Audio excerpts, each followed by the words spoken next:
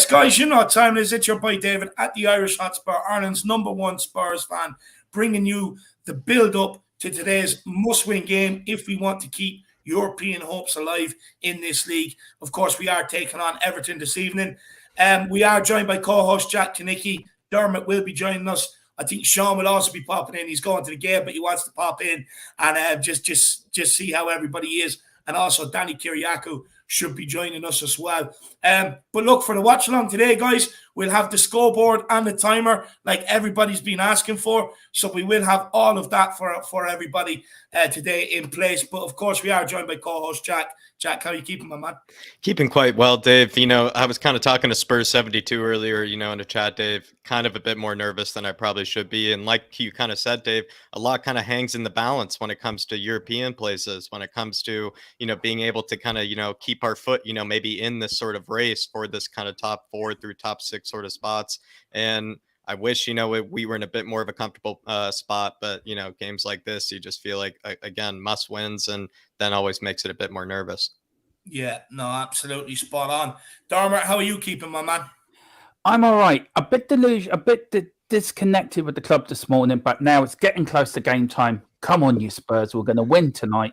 We'd send them toffees back to Merseyside with no toffees at all. They're not getting anything. Dele Alli is going to get lost on the way to the stadium. He's going to either TikTok or use his sat-nav, end up somewhere else. 3-0 us. What more do you want? Tottenham all the way. Yeah, someone asked Dermot, someone asked today, you know, if Dele Alli, they're worried if he's going to come on and score a winner. I said he'll sooner come on the same Fortnite stream as me than come on and score a winner against us, Dermot. That's true, Jack. He'd probably be on TikTok and probably touching his hat. Will I score tonight? Do you know? Just asking people, touch my hat. You'll see him being dragged out. He'd be clawing onto the side of the walls and everything. You know, Dele, you have to get on the bus and go back to Everton. You know, he'd be confused. But no, this is where I play. He'd be so confused, so he will be. Absolutely love it. Of course, today does mark the return of Dele Alli, and I actually have a couple of questions in there about that. You know, fans didn't really get to give him a proper send-off at all. You know, will they take the opportunity? Will he get a good round of applause? Stuff like that. So we will get into that. Look, we'll see who's in the chat, who is joining us today. And we have Koizy says, come on, you Spurs. Big up, guys. Big up, Elias. Hope you're keeping well, my man. Hope you're keeping well. Big up. We have Moondog. Come on, we can do this. 3 points or I'm booking myself into the mental asylum. Look, what I will say, Everton have only took 6 points away all season long. So we should be beating them. Look, they're down in relegation battle. It's not the Everton of years gone by, so we should be beating the Moondog. Matt C says, please don't play weeks. With COVID, my throat can't handle yelling at my TV because I am. Honestly, right? So there was, I can't remember the name of the page now, but they clipped our part of watching out. And they clipped the part where me and Jack went mad. It was at the end, Sean as well, actually. It was at the end where Harry Winks gave away that sloppy pass. And, like, you know, it was so funny. It was so funny seeing Jack's Jurgen Klopp face. It was so funny. It was hilarious. I have to say, Jack, I watched that clip last night. I fell off the chair laughing at Jack because Jack's face was just... Your and Sean's reaction was brilliant, but Jack's face, it was so funny. If you've ever seen a man just fed up and you know, just to the point it could have where, been anything you know, in my hand, honestly, fellas. That was it. It could have been anything in my hand. It probably could have been, you know, like, you know, someone's ashes or something like that. I would have, like, you know, still tossed it to the floor. I was that enraged. You know, it was ridiculous. I just grabbed anything that I had in front of me. I just grabbed what was at the top of my head and just kept slamming it against the ground. It was just, I had to go full Hulk mode, as some people have said before. Sometimes I go a bit Hulk mode, a bit Jurgen Klopp mode, but it's understandable. It's understandable. I get a pass. Oh, it was funny. It was funny. Top 943 says, big up. Oh, come on, you Spurs. Big up, Top 943. Hope you're keeping well. Says, Winks could go and do one. Do not want him playing. I don't think any of us do after that, my man. Old Soul is in the house. Big up, Old Soul. Says, big up, Owen. A nice curry for tea and the Irish Hotspur. Can't get any better than that. Come on, you Spurs. Still living like a king. I absolutely love to see that. He's still living like a king. A nice out curry. Let me know if it's Korma, Jalfrezi, Vindaloo, Rogan Josh. You know, let me know what sort of curry it is. But big up, Old Soul. I would be partial to an out curry now, I'd have to say. Thai red, Thai green. 2 good options as well. But let me know. I don't know how to say that, but he says factors, coys. Factors, coys. Big yourself up. Love it. Big yourself up. We have Welsh Gal in the house. Big up, lads. Let's take down the Toffees. Come on, you Spurs. The Harris Army and the Flat Cap Army. Big up, Welsh Gal. It's good to see you in. We also have Johnny Wade. Says, hope Levy has bribed Dele to accidentally pass the game at a crucial moment to score. Dele can't resist the money. I hope so. That'd be nice. That would be nice for sure. I mean, we paid him to give the ball away on our own side. I'm pretty sure Everton are going to be doing the same thing, Johnny Wade. So don't worry, my man. Don't worry. Ian Harper says, why don't teams play a 4-4-2? It seems outdated now, believe it or not, Ian Harper. So it is. I grew up on 4-4-2, but it seems outdated now. Sean, Spurs Talk Show's in the building. I don't do it as good as him. I did send him the link. He can come on and do it himself. There's no point of me even trying to impersonate him. I told him he doesn't need to trademark it as well. But big up, Shawnee. But I'm not going to do it. That's your responsibility. I'm not taking away from him. I won't do it as good. I won't do it justice. Fiona says, can't say I can be confident going into any game anymore. You just don't know what team will turn up. No, 100%. That is so true. But what I will say is, off the back of a bad result, we have seemed to be able to come out and put in a very good performance in the next game. So hopefully today we can do that. And look, I do actually have a bit of a stat and stuff like that when it's to do with 3 games rest compared to 5 days rest and stuff like that. So we will get into that. But it is fascinating, actually. It is fascinating. The Bertie 1008 says, greeting lads, positive 2-0 victory. Positive, absolutely love that. Big up the Bertie. Look, we've all had a weekend off. We all had a weekend to detox from Spurs. We're back now. Positive vibes. Let's go. Let's believe. Look, for me, I was like, the season's over. FA Cup's done. I was so disappointed with it. But looking at that United team yesterday, they gave up in that derby. They gave up. Things are not good there. We can still sneak it. We can still sneak it, and I'm definitely living in hope. But big up the Bertie. Toby Ford says, 4-1, come on, you Spurs. Steve D's in the house. Afternoon, gents. Wembley 1 says, wow, it's David, Jack, and Dermot, the holy triumvirate. Don't you think we should all give up trying to know what's going to happen and enjoy or be terrified by the ride? Yeah, look, just enjoy the ride. That's all you can do. Just enjoy the highs, celebrate them when they come, and with the lows, just avoid social media. It's easy. It's easy, remember that one. Rockstar 90 says, afternoon, guys. Hope all is well. We're Sly's in the building. Hello, guys. Please let the team just turn up today. I just want to win. I'm the same. I'm sick of losing, sick of having that losing feeling. I just want to be winners. It's all I want. I just want to go back to where we were under Poch, but be better than what we were under Poch, and just walk around with my chest out again, giving it the big into rival fans, Catman Jess says, big up David and Jack and Dermot. The Harris Army, Flat Cap Army, big yourself up, my man. And Tottenham Tantrum Gold Army, come on, you Spurs. John Stokes says, afternoon, gents. We will win tonight and some will score. He shows up when the TV are there. Big up, John Stokes. It's good to see you. I hope you're keeping well, my man. Niall Wood says, come on, the mighty Spurs. Come on, Niall. Big yourself up. Bobby K says, good morning, panel. And everyone in the chat, come on, you Spurs. Big up, Bobby K. Wayne Bonner says, why don't Tottenham play football? Hope the boys turn up tonight and give us a performance and a result. Come on, you Spurs, Tottenham till I die. That's what I'm talking about. The optimism is slowly building. All it took was 8 minutes. I love it. I love it. Phil P says, pump up the volume. Big yourself up, my man. Honestly, you don't want it on too loud. Sometimes we can scream and shout and it can be too much. Derek Hutchinson says, good afternoon, David, Jack, and Dermot. Big up, Derek. I hope you're keeping well, my man. Be good to see you in. Harry says, hello, lads. Match day. Let's go. Big yourself up. Jay Ashraf. I hope Conte's comments on Dele doesn't slap him in the face. I've seen them. I did see them. He's kind of like, look, any player I sell doesn't really improve. They only go on the decline. So, look, we'll wait and see. Maybe it's mind games. Maybe he knows Dele's psyche and he's trying to, maybe, look, we'll wait and see. It's interesting. JC touch your hat if that hurt your feelings. And I hope Spurs cheer up Dermot tonight. He was very disheartened earlier on Tottenham Tantrum Gold. No, 100% we'll cheer Dermot up. No worries about that, my man. Of course we will. Big up, JC.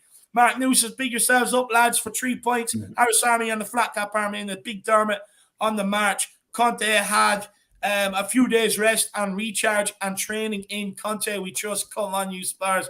Big up, my man. Absolutely love it. Phil P says, Spurs, let's go. Come on, my man.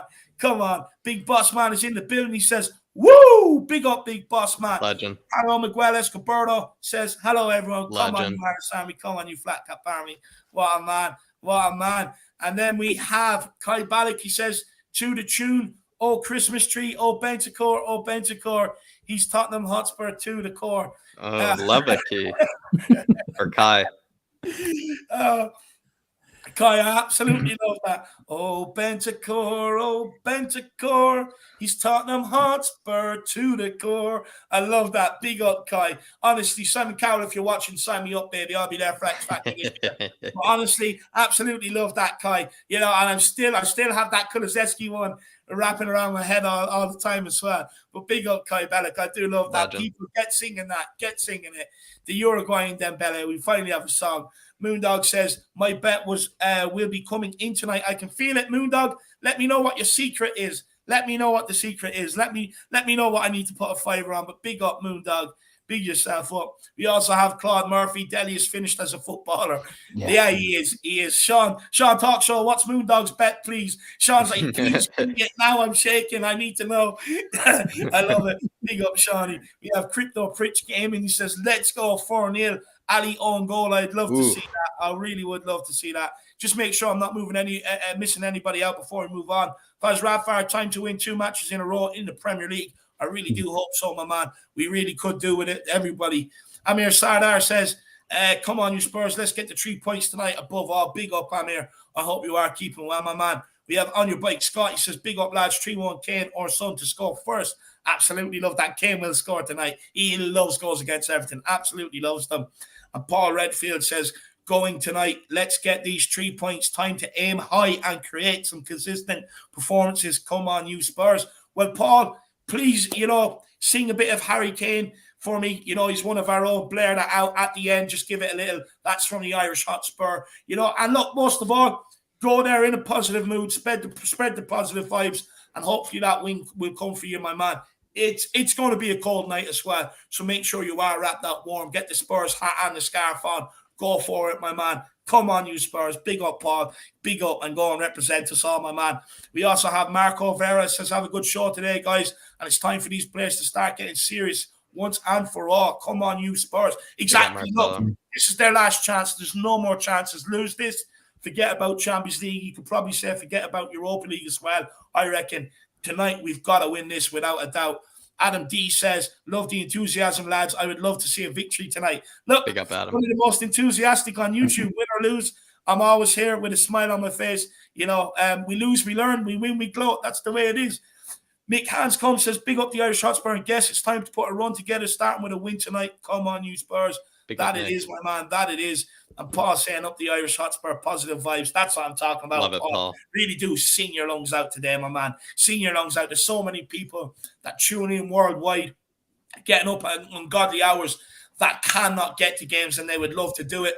So, Paul, for every one of us out there, make sure you give it a good out sing song tonight. And Sean from Spurs Talk Show, who's also going to 2E. And Sean, get your father to join you in the sing song as well. I know you're going with him. Dark Zone G21 says we have to win today, and the matches versus Man U and West Ham and Arsenal. Look, we've got to beat Arsenal. They won at the weekend. Top 4 is in their hands now. But I do think they will slip up. But it's in our hands now. We've got to beat United, got to beat West Ham, got to beat Arsenal. We're not going to win every game between now and the end of the season, but we just can't lose. And we've got to be winning games like Everton to kickstart it for sure. Big up, Dark Sun Gene. It's good to see you in. Good to see you, Dark Sun Gene. As usual, let me know what time it is over there, my man. Please do. But big yourself up. Everybody, make sure you do smash that like button. Make sure you do smash that subscribe button as well. If you are new to the channel, big push for 7K is on. Let's see how close we can get there. And guys, feel free to get in a super chat or two to help support the Irish Hotspur, myself and Jack on our journey through YouTube. It is a great way to support us, but it's also at least a great talking point. Look, if you're impatient like me at a bakery, sometimes you just got to skip that line. A super chat does that as well. Especially when there's a good cake sitting there. You're licking your lips. You can feel it in your belly. You got to phone it in ahead of time, Dave. You got to phone it in ahead of time. So sometimes you just got to say, look, what's it going to take for me to get ahead of you? I know you want that bun too. I can see. I know you're looking at it. What's it going to take? You know what I mean? So sometimes that's what you got to do. But basically, a super chat just keeps the queue, and we'll get straight to it as well. But look, let's get into it. I do want to tell everybody absolutely everything they need to know So, of course, guys, we are at home at the magnificent Tottenham Hotspur Stadium. Had the privilege of finally going for the first time for the Wolves game, and my God, it is a sight to behold. It is an unbelievable stadium. And look, Jack, I can't wait for you to see it. Dermot, you already experienced it as well, my man. Kickoff, of course, tonight, guys. It is at 8 o'clock. That's 8 p.m. Our referee is Stuart Atwell. Hasn't been very kind to us of late when he has refereed games. So, Paul, Sean, when you're at the game, make sure you scream at him for every single decision he makes against us. Put some pressure on him. In the VAR room, it's John Brooks. He's a rip-off of Garrett Crooks. So for me, look, that's why he's in the VAR. He's behind the scenes. Again, hopefully he can make the right decisions tonight. And I just hope there's no Everton bias after they came out and apologised for the shocking decision against City. Look, it was absolutely shocking. But hopefully they don't go to the other side and start, just awarding them every little thing to make up for it. So it's a tricky one tonight. Of course, anybody that does want to watch the games in the USA, it is on NBCSN. In Canada, unlike the FA Cup games, the Premier League game, it is on DAZN. And here in the UK and Ireland, it is on Sky Sports. So it is on the TV tonight, so everyone can put on the match, just turn off the absolute woeful commentary that goes with it and put ourselves on, which is 10 times better, 10 times more entertaining. And it's what you guys want out there. Pure Spurs talk. No Everton talk. Of course, guys, you can join us for the watch along. That is starting at 7:45 p.m. tonight. That'll be myself, Matt Hayes, and Jack for the watch along. Shawnee, of course, going to the game. I'm jealous. So it will be Matt stepping in tonight. And guys, we will have the scoreboard, or we will have the scoreboard and the timer, so you guys can sync up with us as well. So it should look good. And shout out to Nick for working on that incredibly hard behind the scenes as well. Of course, we are sitting in 7th on 42 points. We really do need to win. Our last 5 in the league, we've won 2 and lost 3.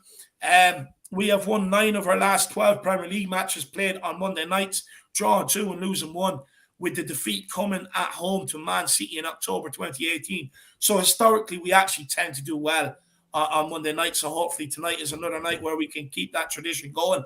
We have only won 1 of our last 7 matches against Everton in all competitions, though. So we haven't fared well against them of late. All 4 of our league wins in 2022 have come away from home, actually. No wins at home yet in 2022, which is insane. And Spurs have lost both of their league home fixtures in the calendar year. So we need to be doing better at home. Our home form, in fact, our form around London has been absolutely dismal. So we do need to pick that up. Spurs have lost. Tottenham have lost 3 league games in a row at home between May and September. Tottenham last lost 3 league games in a row at home between May and September 2008. The last time Spurs lost their opening 3 league home games of a calendar year was in 1994. So, and that was under Ozzy Ardiles, where we lost 4. So we definitely don't want to be going back to them sort of times for sure. Kane, though, he has scored 12 goals in 14 appearances against Everton in all competitions, including 11 in his last 9 since March 2017.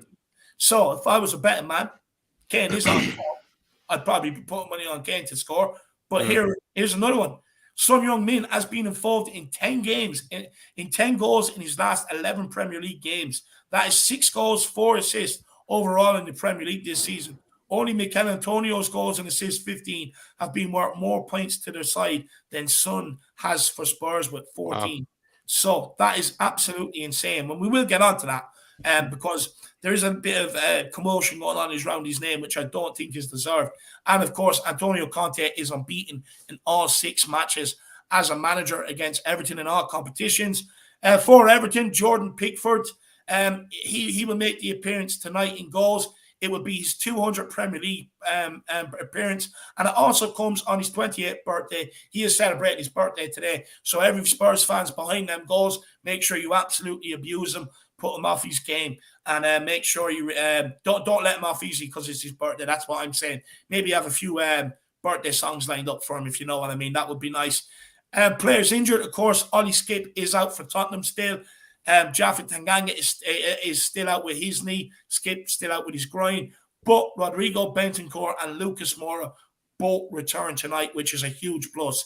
In fact, it's probably a godsend, to be honest with you, especially for Everton. Ben Godfrey is out. Yerry Mina misses out, which is crucial. He always crucifies us from set pieces, and we're shit from defending set pieces, so thank God he's out. Fabian Delph and Tom Davies as well, the poor man, the poor Tom Jones. Tom Jones wannabe Tom Davies, he's out missing as well, which is a huge plus. So there is everything that everybody absolutely needs to know. And then we have a super chat here from Dark Song G. He says 5 a.m. kickoff today, which is odd because normally the late kickoffs are for cup games or postponed matches. Maybe it's because Everton played on Thursday, 4-1. Come on, you Spurs. Yeah, look, it's definitely a part to do with Everton playing on Thursday. Our game is on the Monday. But look, 8 p.m., 5 a.m. kickoff for you on a Monday is a common kickoff time on Mondays, purely because most people are back to work. So they put it on a time in the evening when people are off work and settle down and watch it. And that's why they do it 8 p.m. for the TV and stuff like that as well, Dark Sun G. But look, maybe you can get a nap and then you can wake up. 5 a.m. Yeah, 5 a.m. 5 a.m. Dark Sun G, I would say, like, for me, that wouldn't be... I've been there before. I wouldn't say that's the worst.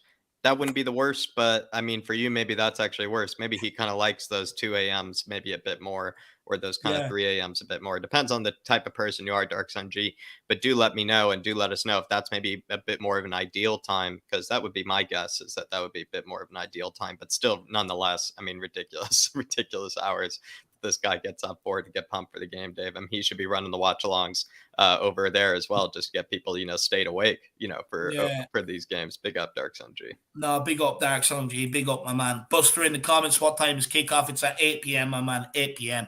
Dark Sun G says, Son 2, Pierre and Højbjerg 1, and one of our wing-backs, and then Richarlison or Allen for them. So, look, I would love to see a goal from one of the wing-backs today. I really would love to see one of them chipping in with something. Pierre-Emile Højbjerg, look, he just scores when he wants. He loses the rag from time to time, goes up, smacks one in. He just looks at Harry Winks. That's how you do it, son. And then, he waits for Harry Winks to take no, but he doesn't. Sonny, I do think he will score today, to be honest with you. He's always lively against Everton, to be fair, Dark Sun G. But big yourself up, my man. And I really, really do appreciate the support. Look, for Everton, Richarlison is definitely one we have to keep an eye on. Calvert-Lewin is back. I personally think he's overrated, but he will cause us problems if he plays, because he is good in the air and we're not so good in the air. So, that'll definitely cause us problems for sure. But big up, Dark Sun G. Really appreciate the support, my man. Really do appreciate it. But look, Jack, should we expect a reaction given the shit performance put in away at Middlesbrough in the FA Cup? I think, yeah, Dave, we've seen it all season from these players. Any sort of embarrassing result, they just come back with, maybe, what is it? Feels like always 2 or 3, kind of maybe, games in a row where they kind of, prove to you, that it matters to them. It proves to you, that, they seem to care, and then they'll just kind of go back to their old ways once again. So, or we might just do the flip-floppy kind of sort of, performances where we, just get demolished one week and, don't deserve anything. And then the next week, all of a sudden, we're the best team, looking like in the Premier League. So to be fair, Dave, I think you could say that this team is going to bounce back in some way or another. I don't really expect Everton to cause us too many problems. Don't really see this being like an absolute turnover or anything, but I do probably see us scoring maybe quite early. I think that's what we always seem to do after we have an embarrassing result. We usually just come back, firing, especially when it comes to the goals. So you could look at it, Dave, where it's just something that we've done all season. We've seen them do it after the scum result. We've seen them do it after, certain, European Cup competition results. We've seen them do it after just the embarrassing results, this season, last season, and the season before that. So I would not be surprised if they bounced back for maybe a game or two. Look, hopefully we do, because we definitely need it. We definitely need the bounce back for sure. If not, our season is over. It will end tonight effectively. And you kind of know what goes on then, really, where you hear it from players, come 24, 25, 26 games and you're kind of playing for nothing. You're just waiting for your holidays, aren't you? So we definitely don't want that to happen for sure. But Dermot, Tottenham now face the reality of another year without a trophy. That's 14 years and counting. Can we shake off the disappointment of being knocked out of the FA Cup by Middlesbrough during midweek? Or do you think we could suffer a hangover? Or can we pick ourselves back up to salvage our season and focus on the league and the top 4 race? I mean, Tottenham's like bipolar. You don't know which Tottenham's going to turn up. I mean, as long as Tottenham take their medication, they're going to be firing all cylinders. I think there will be a hangover, but I don't think it'd be as bad as everyone thinks it is. We're quite capable of going on an unbeaten run between now and the end of the season. We've done it before, so I can't see why we can't do it again. But tonight is must win. Yeah, you are right, Dave. Tonight is must win. We can't let Wednesday's game to come in tonight with that. We've got to come in with fresh minds, fresh attitude, top 4. That's our focus. Let's go and get it. But it is really disappointing not a season without no more trophies. I mean, I'm aching for a trophy. I'm aching for somebody to lift up a trophy. I don't care if it's the Audi Cup again. Just let us see us pick up something. Yeah. And it gets you. But tonight they've got to go for it. They've got to win. And look, Dermot, sticking with you, Everton have managed to earn just 6 points on the road in the Premier League this season. That is the worst away record in the Premier League this term. And Spurs have been able to follow up poor results with good performances, even though we have been inconsistent. Do we have enough quality to put more misery on the struggling Toffees? On paper, yeah. On paper, we should do. We should wipe them 5-0 tonight. But again, this is Tottenham. This is the place. Who's going to turn up? Who's not going to turn up? Everton are fighting for their lives. So they're going to become really pumped up. One thing that will go in our favour is Everton going to be open. So it's going to be an open game, which suits us better. If Everton came there, packed up 5 in defence, rarely parked the bus, we can't break teams down. Yeah. So hopefully it works in our favour and we can pick them off in the break. But on paper, we should walk all over Everton. We really should do. If only football was played on paper, Dermot, huh? Exactly. Exactly. I mean, it's a great Brian Clough once said if God wanted to play football in the sky, he would have made grass in the sky. Yeah. Football is played on the ground, and we should beat them tonight. Please, God, please make Tottenham win. Please, yeah. I'm begging. I'll do anything. Just make them win tonight. Spot on. Every Spurs fan needs it, Yeah. Everyone. But Jack, Tottenham are looking to get back on track in the Premier League, having lost 4 of our last 6 fixtures, which has put a significant dent in our top 4 hopes. Where has it all gone wrong? What has gone wrong for us over the last 7 games, Jack? I think we're just falling out of that honeymoon period, like we seem to always do with a lot of our managers. You could argue that Antonio Conte's sort of honeymoon period was actually, in fact, quite long when you do come to think about it. What was a game, Dave? Like 9 games, 10 games unbeaten. We came from a position where it looked like we would barely try to compete for 6th or 7th to all of a sudden being in prime position for top 4. And then it just slipped through our hands. And so I think that's what I've said before, Dave, something that we do have to acknowledge, that Antonio Conte did, get us to this position in the first place. And then perhaps, since then, it's just kind of all gone wrong for him, which is a bit sad to see, considering that I don't think any of us really expected to be competing for top 4, even when he was signed in the first place. I really don't. And to see how it went wrong, Dave, or how did it go wrong? You could look at certain injuries, to be honest. I mean, there were certain really vital players that were out at certain periods, Dave. Let's talk about maybe Ali Skip's been out at certain vital periods. Eric Dyer's been out at certain vital periods. We've seen Sonny be out at certain times where we really needed him.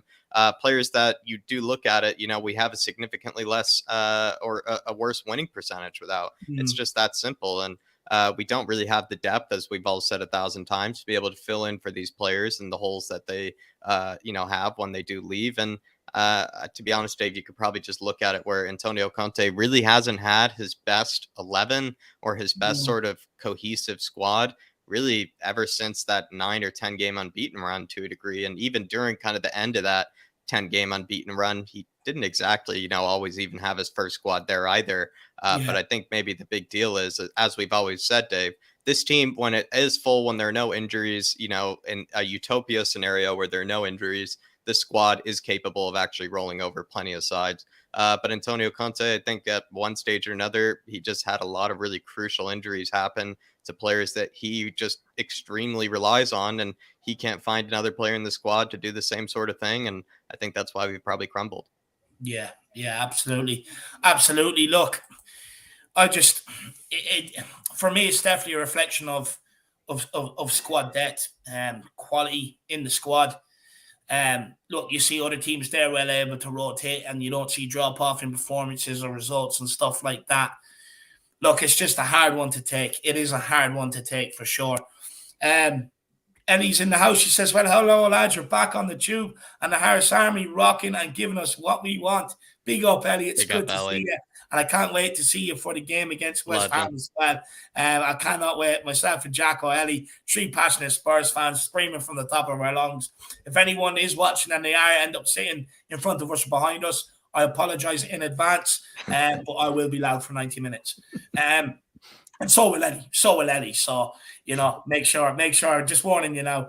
Dark Zone G says, man, you were terrible, lol. Yeah, wreck it, Ralph. I don't really know what's going on there. If we lose to them this week, my God, they lost both derbies very easily without a fight. Man United had an XG of 0 versus City in the second half. I watched it. Dark Zone G, they just completely gave up. Once the third went in, didn't want to chase anything down. No urgency, nothing. They completely gave up. This whole team coming out about Ronaldo having a hip injury, but then it's coming out on social media he doesn't. Look, they're in deep waters. They are in deep waters, and they can very easily drop him. Look, they're definitely gettable for sure, Dark Sun G. But big yourself up, my man. Even Dark Sun G, quickly, they're doing so poorly, and there's so much wrong with the club right now. You could even look at some players you potentially could look at poaching. I'm not even kidding. Like what's coming out with Rashford, potentially other players as well. Who knows where Lingard is going? I think it hasn't been determined where Lingard is going yet. You just have to think about all those players potentially you could actually poach away. So Dark Sun G, it is, it's I don't know, it's comical what's going on over there. You absolutely love it. Yeah, no, 100%. Dark Sun G also says, if Winks gets sold next season, then we will win an FA Cup and Carabao next season. I feel it. As long as White grows into first team and bring in 2 forward players. Jack, what would you say to Dark Sun G? I think he's alluding to the fact that we won't be going out as early in cups when this guy plays. I think what you do, Dark Sun G, is, I think you're absolutely spot on, Dark Sun G. But I think what you do is you've signed another kind of class midfielder.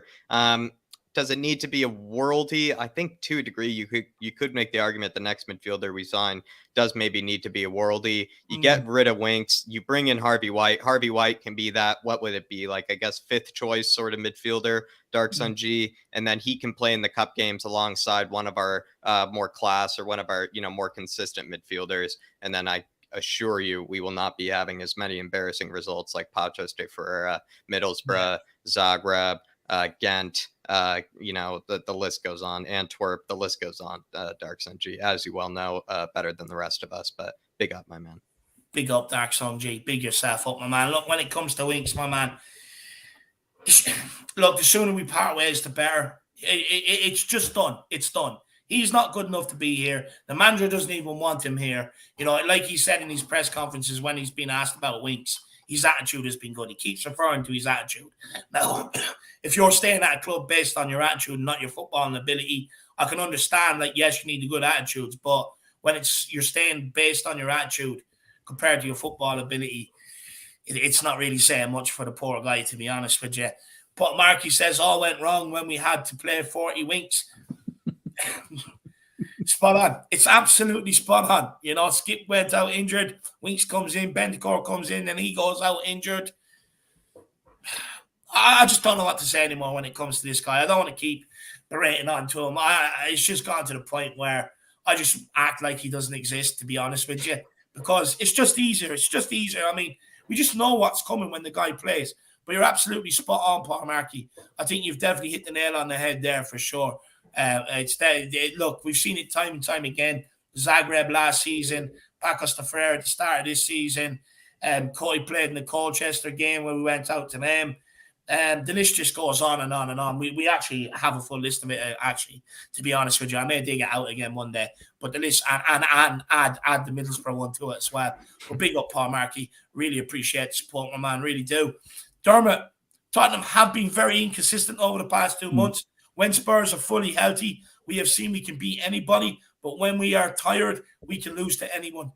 How do we find a way to stop being so up and down and even it out and find some sort of consistency? That's a hard one, because until we get to the summer, it's going to be like this. I think it's going to be like this for the rest of the season. I think we've got to.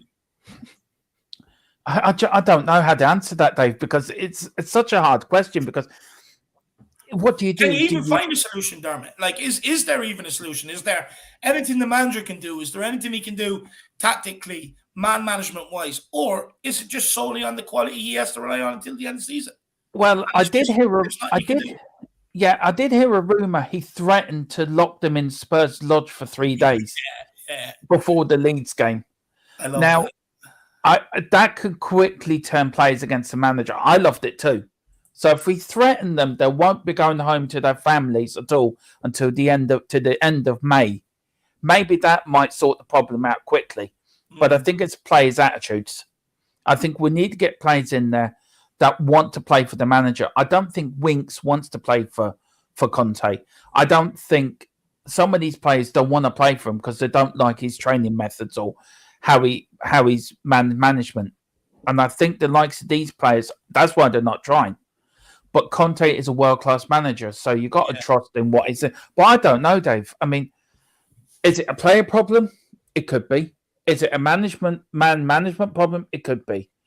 Is it what's happening in the club itself from the fans? It could be that as well. It could be a number of things. I mean, our club needs sorting from top to bottom, inside out. But I really don't know how to answer that. That's still my thing, Dave. I mean, look, me personally, I just don't think you can sort it out. I think it comes down to personnel in the squad. Look, you can't. Players that have been proven to be inconsistent for the last 4, 5, 6, 7 years, some of them, it's kind of like you can't just expect any manager to come in and change it. No. Like, people only remember what they've done under the previous manager. They don't really remember as far back as how long they've been here, and they've always been inconsistent. And that's why I always say, what manager can come in and change that? You can't. We've been shown over a period of years that it's just a pattern of behavior. Different managers have come in, tried to sort it out. And it just comes down to quality at the end of the day, in my opinion. But Dave, you could get Moses coming down from the Mount with the 10 Commandments in each of his hands, right, and saying, "Right, Levy and Tottenham, this is what you do. Follow these," and they still wouldn't follow it. Do you know what I mean? It's like when he came from the Mount and all the people were worshipping the cow. I mean, that's like Conte coming down with the 10 Commandments, how to make Spurs successful. Some of the players don't want to follow it. You want to go over there and whack them over the head with it. Just do as you're told, and if you don't do it, feck off. All I've heard coming out of this club over the last couple of years is the management, the man management. It's tactics. It's the training methods. It's the pitch. It's the away fans. It's everybody else's problem. Oh, yeah, they're not getting a run in the team. All these other problems. It's everything else but the individuals on the pitch. And I'm getting pissed off with it now at this point. I am. It's all you hear is all these excuses all the time. It's always somebody else's problem. They don't get on with this manager. That manager's too cold. This manager's too mean. This one's too lovey-dovey. You know what I mean? I've heard it all. I'm fed up with it. I just want to see performances on the pitch and players being held accountable for their performances. You know? I mean, you go back, Dave, to the 70s side when we went down. That team fought. I know. I've got plenty of them, Dave, so I'll send you some, right? But that team fought until the last breath. They went down, but they went down fighting. The 80 side, 1-0 down to Anderlecht in the UEFA Cup final. Fought Graham Roberts, and hope he's getting well soon. He hasn't been well recently, Mr. Roberts, so get well soon, Robbo. He fought to get that ball in the net, to get the equaliser. We've always fought. These players don't fight because they don't care for the badge, the team, the fans or the club. And that's what it is. They don't care.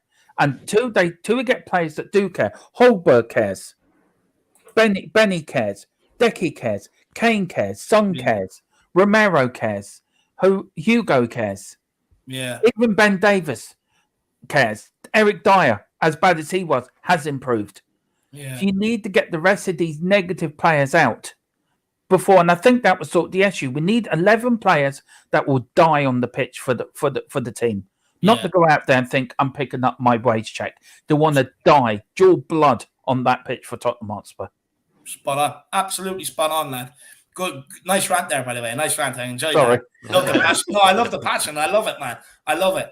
Dark Sun G says, to be honest, it's kind of sad that Wolves looks like top 6. It's looking harder for them since Semedo got injured as a Korean. Gooners were lucky that Sarr was out for Watford. How the heck did they let Sissoko score, lad? Look, for the first part, it very could easily come down at Wolves as well, with the manager blaming Jan Hoover for his own injury. You know, basically saying like he's working with a lot of young players. They're not doing the right thing. They're not training as hard as they should be. Even though they're backups, they still should be training very hard, if not harder, waiting for their moment. And so he came out with a lot of things after that last game, you know. So could very easily fall apart there, Dark Sun G. Very well could. Look, with Arsenal, they were lucky. If Sarr was playing, he would have done a lot more with some of the space some of them Watford players were finding themselves in at times. And yeah, I couldn't believe it. Honestly, I could not believe it. He winded up for one about half an hour before that. And again, it was a souvenir collector in the stands. I couldn't believe it. I could not believe it, Dark Sun G. But look, you know, shame he couldn't do it when he was here, you know. Yeah. And Dark Sun G, I'm just so disappointed that the moment that I just give Wolves any sort of kind of praise, the moment that I show them any sort of love, you know, they just immediately just start crashing and burning. The wheels start coming out from underneath them. Dave and I were saying, we were even saying to a Wolves fan, you know, your chances of, 6th or 5th, are actually, better than you think. And then the moment we say that, the wheels come out from underneath them. And then as well, in the case of Watford, when I was watching the game, Dark Sun G, I watched the whole game. If Tom Cleverley wasn't, I would say the 33-year-old version of Harry Winks and didn't get bullied in the midfield and shown the weight room there, I think it actually wouldn't have been a different game. Watford had just equalized, and then Tom Cleverley just gives the ball away right in front of the top of his own 18-yard box, the way that Harry Winks, would as well. And it just, I don't know. And then, Saka, fair play to him, just absolute brutal finish. But if that hadn't happened, I think it would have been a very different game. It was just an absolute gift from Tom Cleverley. Who I think is looking like the 33-year-old version of Harry Winkslater, my man. Yeah, absolutely. Spot on. Well, look, we have a guy in. Shawnee, what day is it, my man? Oh, ladies and gentlemen, I'm going to scream this from the rooftops. Outside Liverpool Street Station in London, it's game day! Come on. Big up, Sean. Show everybody the hoodie. Show everyone the hoodie you're rocking, my man. Wait for it. Yeah, let me take this off. Whoa. Everyone's looking at me like a fucking idiot.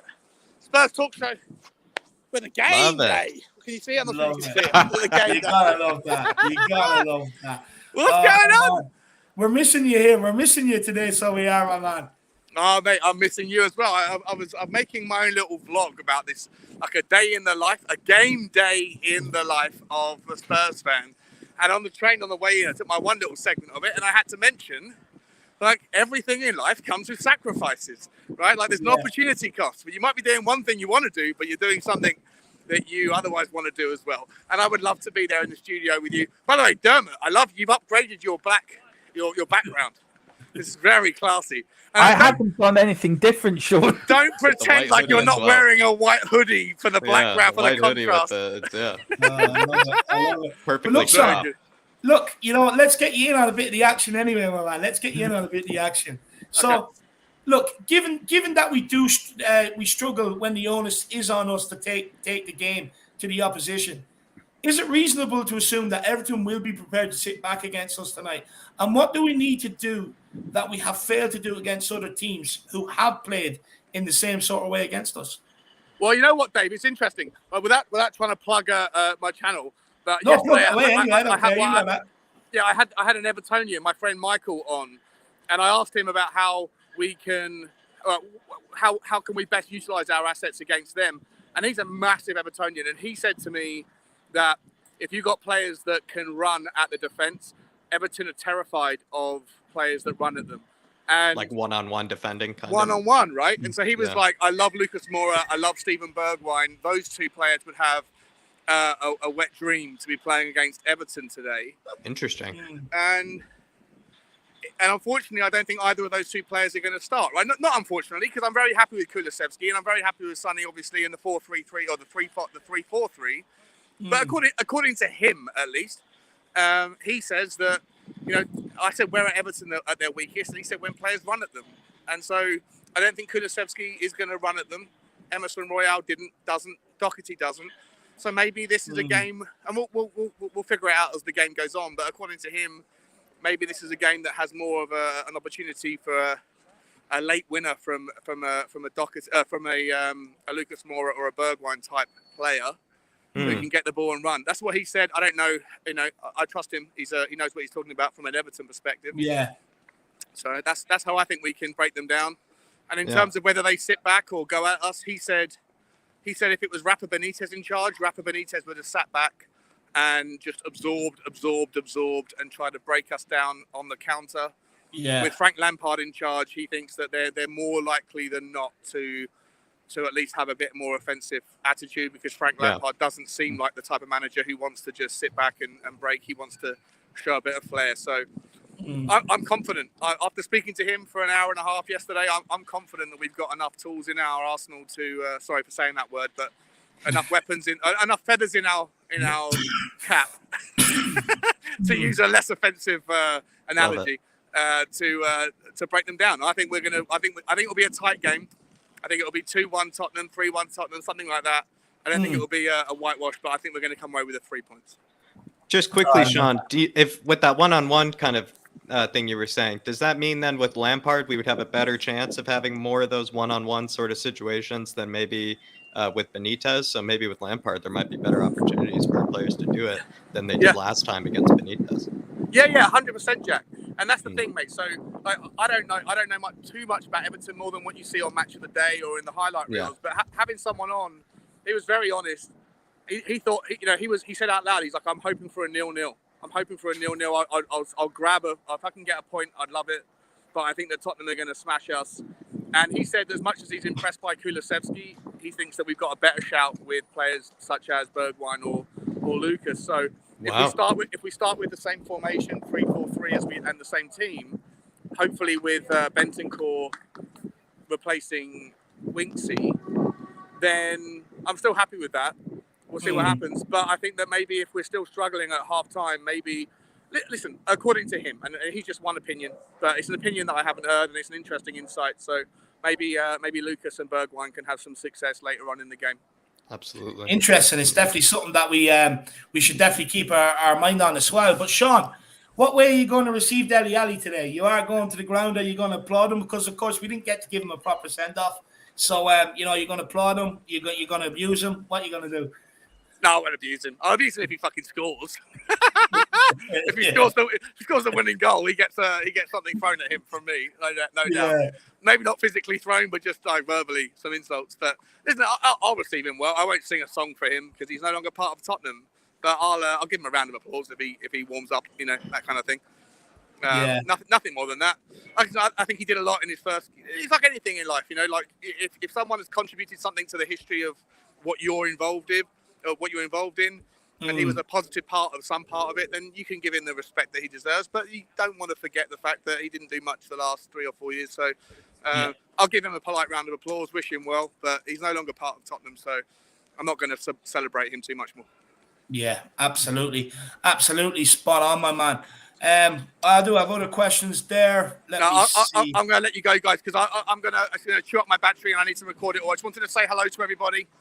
And, good to see you, Sean. I'll back out. I just wanted to say, come on, you Spurs! Come on, Sean. Big up, Sean. And Sean, I'm absolutely loving these adventures you're taking us on with your new little camera team these days. I'm absolutely loving it. But where can people find you? Because I know they're going to enjoy it too. So where can they find you? You find me at Spurs Talk Show. The name's in the little corner of my screen.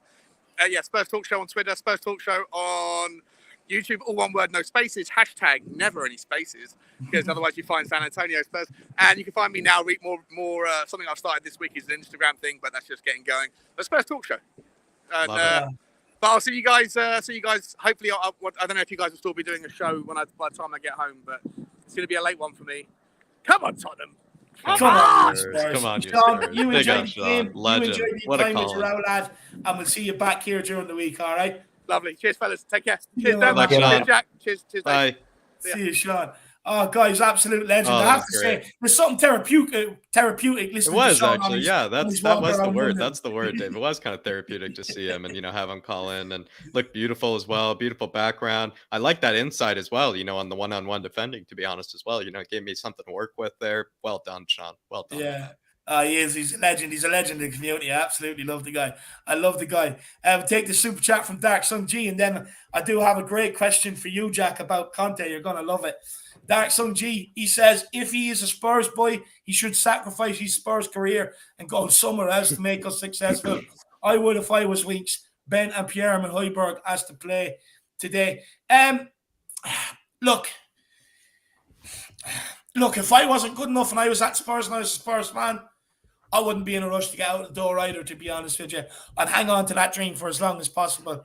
And then maybe, once the time came, then part ways. But look, he's useful to Spurs in terms of being on the homegrown list, coming through the academy. So that's what he's useful for. And that's why we've kept him around, Dark Sun G.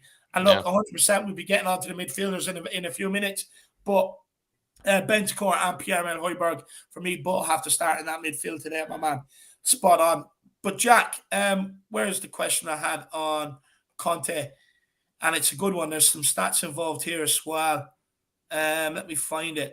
So, Jack, since Antonio Conte took charge, Spurs have had 6 or more days to prepare for 7 games under his watch and have won 6 and drawn once. So we haven't lost when we've had 6 or more days to prepare for a game in 7 in Conte. Compare that to their recent record of 4 days or fewer to prepare between games, and you find 6 defeats from 7 games in all competitions. Now, that is pretty damning. Why is there such a massive difference in results when we have 4 days or less to prepare? When you really think about it, when you have 4 days or less, or 4 days or fewer, you have a day of recovery, Dave, that takes maybe 1 away. Maybe then 1 day of training, that's actually real, I feel like, of any sort. And then you kind of are back basically into kind of, the day before the match and then the actual match itself.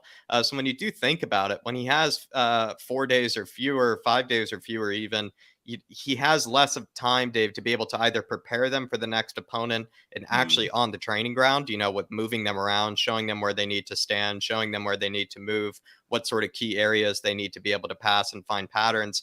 But then as well, Dave, is that when you have fewer days, you kind of sometimes, I've said this before, to a degree, especially after a win, which we've had before, riding off of a win, you kind of sometimes just want to say more of the same, lads, just like keep it up, and maybe change or tweak a few things that you can kind of just show them on pen and paper to a degree. But it feels like when you think about it, it's not too much time to really try to change anything or really try to, update, anything for the next upcoming opponent. So a bit of that, falls on Conte, Dave, to get the boys to be able to continue what they're doing, to be able to replicate what they did last time, but also then is vice versa with the players. Like, how come the players, when doing it just a few days ago, they produce a ridiculous result? Why can't they just replicate the exact same thing against an easier opponent, against an easier system, against an easier sort of situation? The inconsistency of it is actually quite bizarre. I think a bit of it does fall on Conte, Dave, because like I said, he needs to be able to find some sort of way to tell the players just more of the same and get them to do more of the same. The same time, though, it also falls on the players, because why on earth can't they do more of the same when they produce ridiculous results against tougher opponents, and then they just a few days later they have an easier result that just they should be able to cakewalk through? Why is it that all of a sudden it's so difficult for them to just replicate what they did last time? I don't think that part, I don't know. I think it's not even 50-50, but some portion of it really does go to the players and some portion of it goes to Conte. And I think perhaps, Dave, it's just the fact that maybe Conte, for every single match, he needs 5 days to tell Harry Winks, Emerson, Doherty, Dyer, Romero where to stand, what to do in this situation, when to receive it. And if he has to do that, apparently, for every single match. I think that says a damn lot about the players. Probably says a bit about him, maybe how he can't get them to do it in the short term. But I think it says more about the players because at the end of the day, Dave, Conte didn't really have a real preseason. If he had a real preseason, he probably would be able to get the players to replicate it after only a few days' time. But since he doesn't, it feels like maybe every match he has to just tell them where to stand, where to be, where to move. And that just means certain games, they're just not going to be as prepared. And Jack, like I said, the 6 losses in 7 with 4 days or less to prepare. Do you think that is due to Conte, or is it more a reflection on the lack of quality squad depth that we have? That we're rolling out these players and they cannot manage the 3 games a week, or the fact that even when we do rest them, we are bringing in players and it's such a drop off in quality. It's costly. Do you get what I'm saying? Like, is it down to Conte? Could he be doing more with his tactics? Could he be doing any more? Or is it down to the lack of quality squad depth that we have to our disposal? I've said this before, Dave. When you actually think about it, Conte, he's asking quite a lot of certain players in the squad in certain roles, which means that player needs to be of a certain quality, of a certain ilk, of a certain skill set. And when one of those players gets injured, one of those players goes out, Conte can't seem to really find a way to get another player to do exactly that sort of system if they really can't. He can't seem to find a way to get Harry Winks to play like Ollie Skip. And I don't know how you could. I don't think any manager can get Harry Winks to play like Ollie Skip. But I think that's the problem he's actually run into, Dave, is he seems to be pretty steadfast on how he knows he can succeed. And to be honest, why blame him? He's one of the most successful managers in the last decade. How he knows he can succeed, what formation, what tactics he used in order to succeed means that he's entitled to use that. But with these injuries, Dave, I think he then sees that, geez, I'm actually, this player that I'm about to put in can't do nearly the same sort of thing that I was asking of the last player that got hurt. And I think that's the problem he's run into is, to a degree, asking Harry Winks to be playing like Ollie Skip and asking Højbjerg to be playing like, Luka Modric. And it's all just, turned into, I think just this sort of shit show, to be honest, excuse my language, about, Conte trying to get players to basically play roles that perhaps they're just not good enough to play. And I think, that's happened ever since the injuries. Yeah, no, spot on. Spot on. Dark Song G says today's bench: Galini, Session, Oregi, Royale, White, Lucas, Stevie, Scarlett, Piscozzi, and Roden. This is the bench I want to see. I hope Winks is not on the bench for you, Jack, and Matt, for excellent watch along. Winks to be fair, actually, I think Winks is fine on the bench, Dark Sun G, because a lot of people are demanding this 3-5-2. And when you do think about it, you could start with the 3-4-3, Dark Sun G. Let's say 2-0 up, 60th minute, 70th minute, bring on Winks, and you form a 3-5-2 to kind of see out the rest of the game, and you keep on the midfielders and everything. I actually think you could end with the 3-5-2. So I know I sound ridiculous, Dark Sun G, and don't shoot me for it, but you could actually get away with putting Winks on that bench to form a 3-5-2. Of course, Harvey White would do it better, my man, but to be realistic, you could see Conte doing that. But as well, I would absolutely love to see Piscozzi. I think we saw him in the training video, if I'm not mistaken. I think we saw him in the training video as well, Piscozzi, which was beautiful to see. But big up, Dark Sun G. Oh, big up, Dark Sun G, my man. Really appreciate support. What an absolute legend. But I will say, Dark Sun G, brace yourself. I know 5 a.m. isn't a good time for you to be screaming about Harry Winks, but brace yourself, because he will be on the bench at least. He could start, who knows. Moondog says, when you blame and criticize others, you are avoiding some truths about yourself. The players need to own their actions. Absolutely love that quote, my man. Absolutely love it. Look, the players do need to own their own actions. We've said it time and time again. Yes, look, people can question the manager if they want to. I'm not going to do it. Look, we all know where it all goes to. It goes up to the very top, stems from there. But the players also have to take into account their own actions as well, on the soccer pitch and what they're doing. Some of the mistakes we've been seeing, it's really been schoolboyish. To be honest with you, Moondog, and I absolutely love that. Some of them, they do need to they need to start looking at themselves in the mirror. Like, look, Harry Winks, that famous press conference was after the Vitesse game, after Vitesse lost. well, it's not my fault. I need to run it games. Ben Davies was blaming the pitch. Yeah, I was going to say Ben Davies, despite being in great form, Dave, like, let's not remember not too long ago, that guy was blaming everything. That guy was blaming a Dutch away crowd. Imagine you're playing away and you're blaming the fans for being too noisy and you're playing away.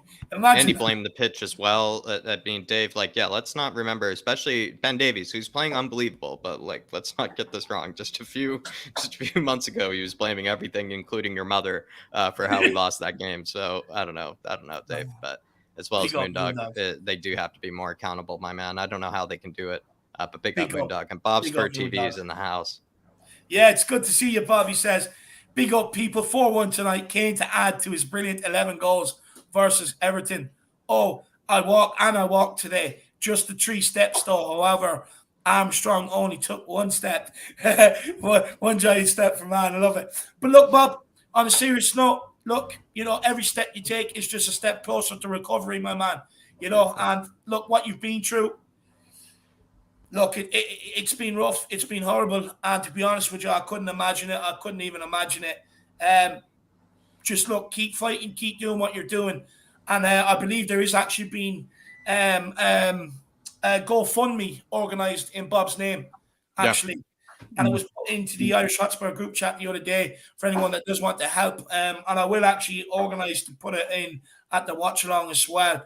But if anybody does want to donate to help Bob get back on his feet, whether it's catching up on rent that he hasn't been able to work to be able to pay the money for rent, I'm not sure what the situation is, I'll be honest.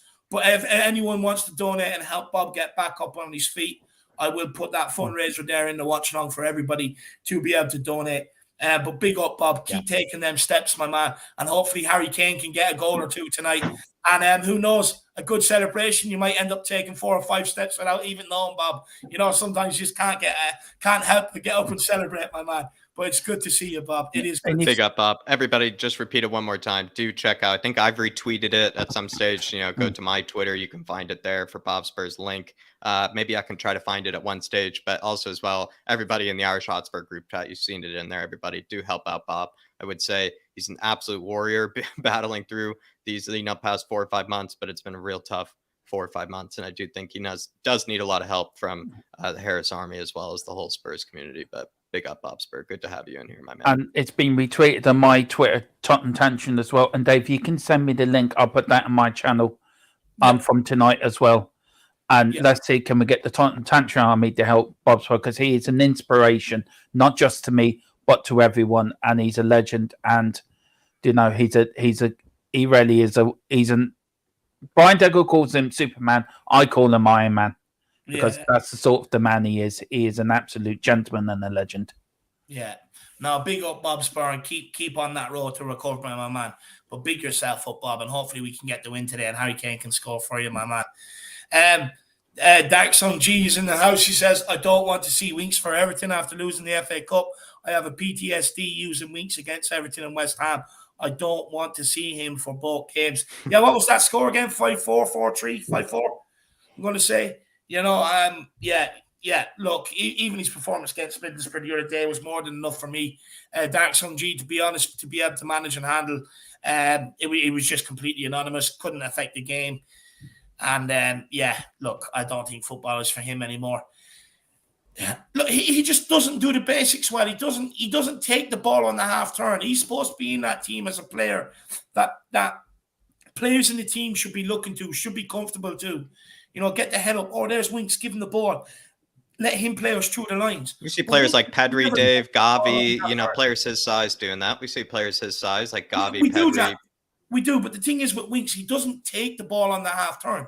He doesn't want to. It's always running back towards the player, or he's never standing there being ready on the half turn waiting, where it opens up the pitch for your eyes visually and everything else as well. He doesn't want to get stuck in defensive. He's already, in a way, I actually should give him a bit of credit for being proactive about the defensive duties, because he's already anticipating that they're already going to run at him. That's why he's already 20 yards behind. But it's not what you need in midfield. If Højbjerg goes, you got to go. We've seen it with Højbjerg and Skip. Højbjerg goes, Skip goes. We've seen it with Højbjerg and Bentancur. Højbjerg goes, Bentancur goes, and vice versa. Winks doesn't want to do it. It's just too much of a drop off. And like Jack was alluding to, there's so many other players of his size, stature, younger than him, doing it 10 times better than him. Well, that like people like you were saying, Dave, just give them the ball immediately, like no questions asked. Like, geez, like what am I doing? Give the ball to Pedri here. He's going to dictate the game. No one really says that with Winks. Like, no one's like, give Winks the ball. Winks is going to dictate this game. Winks is going to control this game, and that's the major problem with him. I hate to say it. You look at his height, you look at his stature, you look at his lack of defensive prowess or anything. What's he supposed to be doing now? He's supposed to be creating. He's supposed to be controlling the game, and he can't do that. And what does he even offer to this football club? But nothing. He's supposed to be a tempo setter. And, honestly, the guy wouldn't even set the temperature on a thermometer for the heating. He's ridiculous. He's absolutely ridiculous. William McKenzie. I'll put it up to the camera. I have it right here. It's a big one. It's showing lots of love. It's actually quite nice as well, Dave. Hopefully people can sort of, maybe I need to get it back. Yeah. Showing a bit of love as well. Showing a bit of love for the Harris Army as well as for Dave and I. Really, really generous, William. Really, really generous. And I think as well, he said also my super chats have been bugging out lately. Super sticker worked. I'm sorry to hear that, William. Maybe do email Dave or I. Emails are down below. Maybe we could try to figure it out for you, my man. But really, really generous nonetheless. Really, really generous nonetheless. Do let us know maybe what you had to say, William. But he always usually just throws in a big come on you Spurs. Really generous. A few people have actually reported this to me lately, and I don't know whether it's something from our channel or whether it's something that's going on with YouTube. I'm not actually sure how to sort it out. I don't know what end that the problem is on either, William. But if anyone else is having trouble, let me know and we'll see can we get to the bottom of it. But I'm not sure what's going on. But big up, William. Really appreciate the support, my man. You're far too kind. Far too kind. And Moondog says, big up Bob Spur, 3 steps. That's 2 more than Winks does on the pitch. That's so Were they true. 3 steps forward? Were they 3 steps forward, Bob? I mean, hopefully you weren't walking backwards. Hopefully you weren't moonwalking, my man, like Winks does on the pitch, going backwards. We need Bob to start doing the cha-cha slide. You can do the slide to the left, to the right, back and forth, crisscross. That'd be perfect to get you on the road to recovery, Bob, the cha-cha slide. And the link for Bob's GoFundMe. But big up Moondog, really appreciate support, my man. And the link for Bob's GoFundMe is here if anybody does want to get over it. And look, it doesn't even have to be much at all. Even if you have a spare €1, €2, whatever it may be, just to chip in and help the guy get back on his feet, guys. So there it is. It is in the chat. Shane O'Neill says, what about playing Romero defensive mid? Do you know what? The guy plays striker half the time anyway lately. He's just walking around up front. He's not in any rush to get back. Probably could suit him, but to be honest with you, he's our best defender, so I definitely don't want to take him out of there, to be honest with you, Shane O'Neill, because he does mop up for the right-hand side, mops up for Dyer and Davies at times. So for me, I just thought he's way too important to our back line to be able to rotate him, Shane O'Neill. But big yourself up, my man. Really appreciate the support. And not bad. Not a bad idea. Look, maybe we could say Dyer. Dyer has been there before, he has played there before. But who knows, Shane? Who knows, my man? But big up. I really do appreciate the support. My God, I just hope Tottenham win today. I'm in such a good mood. I don't even know why. William McKenzie says it's a test. That must have been a YouTube thing. William, way too generous today, my man. Way too generous. Do appreciate it, William. You didn't need to do that, my man. You didn't need to do that. Come on, you Spurs, though, William. Come on, William. Let's get it today, my man. Bright and early as well, Dave. Bright and early for him today as well, William. So he's up bright and early. Big up, my man. Legend. Yeah, big up. I hope you're enjoying yourself down in New Zealand, my man. I really hope you are. One of my friends goes over every couple of years to visit his brother, and he loves it over there. So, you have a good little country there, my man. But, Dermot, why do we see the drop-off in quality performances, when we have less than 6 days to prepare? And this game also falls into the 6th day or more category. So should we be confident of seeing the best Spurs side against the Premier League's worst travellers today? Why? I think because the camp follows simple instructions, and Conte needs a full week to get them into their thick heads how to play football. Well, if it was you, Jack, myself, whoever, the manager tells you, right, your job is to mark that player. And, when you get the ball, you get it to the midfield or you get it to Kane. You do that. You follow that instruction to the letter. Some of these players can't. So the longer he spends with the players, the longer he can get it into some of their thick skulls how to play football. Yeah. It's as simple as that. They just don't know how to play football. They're paid to play, but they can't play. I mean, Winks. I mean, you got Winks and Hogberg together. It has to take them a whole week to tell Winks how to move forward. Mm. And then Hogberg's end up doing 2 jobs. So I think then I hopefully will see the best Tottenham tonight. I really do. I really hope so. But it's just, you see in the first few minutes what's going to happen. But Conte, they cannot take simple instructions. And that is bad. No, spot on. Absolutely spot on. They can't. They've proven they can't. David, we always do the injury news at the start, my man. So basically, Ollie Skip is still out with his groin. Tanganga's still out with his knee. Lucas Moura returns from his dead leg that he picked up the trainer before the Leeds game. He returns. And Bentancur returns from the ankle injury that he picked up versus Burnley. So we have Lucas Moura and Bentancur return. Ollie Skip and Tanganga out. For Everton, my man, it was Ben Godfrey's out. Yerry Ben Mina, Godfrey, Fabian Delph, and Tom Davies all out as well for Everton. With Calvert-Lewin potentially returning tonight for them. So there is the team news, David, my man. Big yourself up, really appreciate it. And Dark Song G says, I love how Winks is a CDM, but he doesn't do the D. Look, I don't think Winks knows what position he is, to be honest with you. Look, people can say, he could be an attacking midfielder. He's going to get hit even more harder and even more pressed in the opposition's final third than what he is in our end of the pitch. If he can't handle it our end of the pitch, he's definitely not going to be able to handle it up the top end of the pitch. Doesn't have a good enough first touch. Doesn't even have a good enough first touch, to be fair. I've seen him have some pretty erratic touches at times and doesn't even have any pressure. So, I mean, imagine when his back is to goal, Dave. Also, when his back is to goal like that, you have to have, the ability to know what's behind you. Doesn't ever do that. No, there's just no way. But, I don't know. I mean, Winks' favourite game is hide and seek. You ever watch him? He's actually hiding behind players. Yeah, so getting paid to play hide and seek, Dermot. He's getting paid to play hide and seek. Well, look, I don't want to turn this into the Harry Winks show. Hopefully, we won't have to either after the game. Hopefully, he doesn't step on the pitch. I've got a good way of getting rid of Winks. I have a great way of getting Winks, right? Well, send somebody in, put him in the boot of the car, send him somewhere up to Scotland and tell him he has to make his own way back. He'll never find his own way back. So there you go. We get rid of him. Have to worry about him again. Oh, for sure. Paddy Harnett says tonight will not be an easy game as some think. This is going to be a very, very close game, and I would hate to think what will happen if we lose. No, look, it will be a tight game. To be fair to Everton, they put in an unbelievable performance against Man City. Look, it is going to be a tough game, but we should edge it. We do have the quality. Hopefully we can edge it, Paddy. We just need to win. My man. But big up, Paddy. But look, where was I? We'll have the super chat here from Moondog. Jack, your parcel is in the post. Big up, Moondog. I responded to your email the other day, as you know. Big up, my man. Absolute legend. Looking forward to it, Dave. Coasters, as well. I don't really have enough of them, but as well, just to have it right here for the watch along, Dave. Glorious. Absolutely glorious, my man. No, it will be. I have to say, I got some through the post, and I absolutely loved them, what he done for me. My man. It's absolutely brilliant what he does, and I'm so grateful. So thank you to Moondog for mine. But Jack, you're gonna love him. You're gonna really love him, especially with the watch along. I'll just have the whole setup. People will be jealous. People will be jealous. Thank you, Moondog, my man. No, I love it. Big up, dog. Big up, Moondog. Jacko, Conte's first game in charge of Tottenham. We drew 0-0 with Everton away in the Premier League. Is there anything we can take and replicate from that draw from the defensive side of things?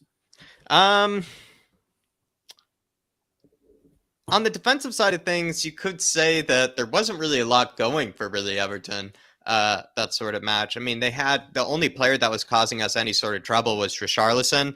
If I remember correctly, Richarlison was getting either balls over the top that seemed to cause us a bit of trouble, as well as he just was able to skin past, Dyer and other players. And he's just a good player at the end of the day, and he was causing us, a bit of trouble. But to be fair, Dave, with that defensive sort of performance, what made it maybe solid and what made it kind of exceptional to a degree was the fact that there was a really nice shape about it, where Everton, they just seemed to have no ability to really bypass that back line. I mean, yes, at times maybe they were able to get past the midfield, but I think once they got past that, they just really ran out of ideas. And to a degree, that was probably because Everton didn't really have that many men forward that could actually do anything with it against that back line. This time around, I'm a bit I don't know how exactly, it's going to be, because I just feel like Dave Rafa Benitez coming up against Conte, especially Conte's first game. It was just like two teams that were just too hesitant to really try anything against each other. Two teams that really didn't want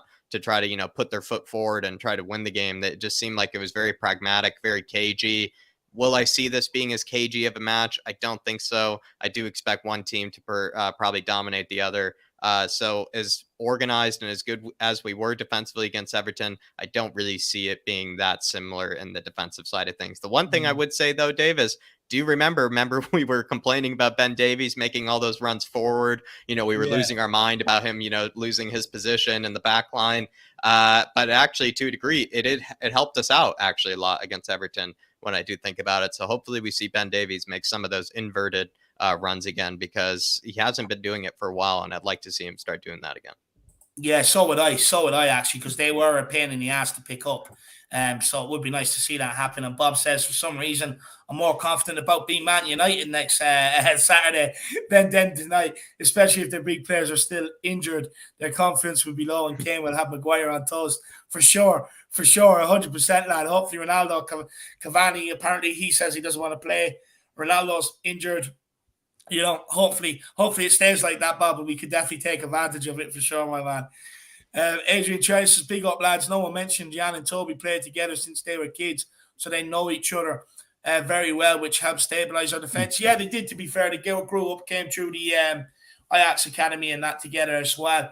But look, of course, they did part ways. Jan Vertonghen came to Tottenham. Toby Alderweireld, he went different altogether.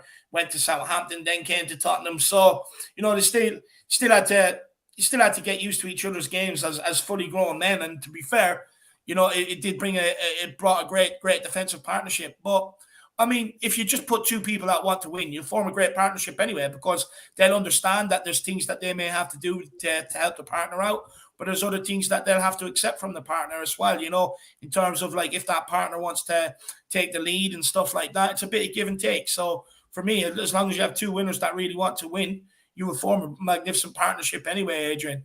But absolutely great point, though. Absolutely great point. Legend. It definitely does make it that extra bit special, for sure, my man, for sure. But look, I am going to skip on a little bit through the questions because we are a bit slow on some of these questions today. I'm a bit behind, so I'm just going to skip forward to maybe some of the. I want to go to this one on Sonny, because Son is one that has been getting a hell of a lot of criticism lately, and I can see why. Is he the same Sonny we're used to seeing from last season? No. But is Kane the same player we used to seeing from last season? No. Last season, they put up absolutely incredible numbers. They're never, ever going to be able to reach them heights again. We all knew that as Spurs fans. That was a one-off. But look, he's also had to adjust to a new style, a new way of playing this season. He's playing more on the inside. He's having to learn to hold up the ball, which he may not have had to done before. Some of them runs in behind the way he was making them. That space isn't there. So he's having to reevaluate absolutely everything, his whole game. And to be fair, he's doing a good job. But look, we'll start with Dermot on this, and then we'll get Jack in. Dermot, many fans have been saying Son hasn't been playing well for a while, but the stats do say differently. Son Heung-min has been involved in 10 goals in his last 11 Premier League games. That's 6 goals and 4 assists. Overall in the Premier League this season, only Mikel Antonio's goals and assists of 15 have been worth more points to their side than Son's have for Spurs, which is 14. Why are fans asking for Son to be dropped? Is he really playing that poor for that to be warranted? Or do these stats show that maybe he should not be dropped? I think these stats shows he should not be dropped. I think he's carrying an injury, for what I was reading yesterday somewhere. He's got a bit of a stretched hamstring. So maybe that's why he can't do the running all the time. When I went to the Wolves game, I said to Ben, he looks like he's lacking pace. He's lacked a yard, if you know what I mean.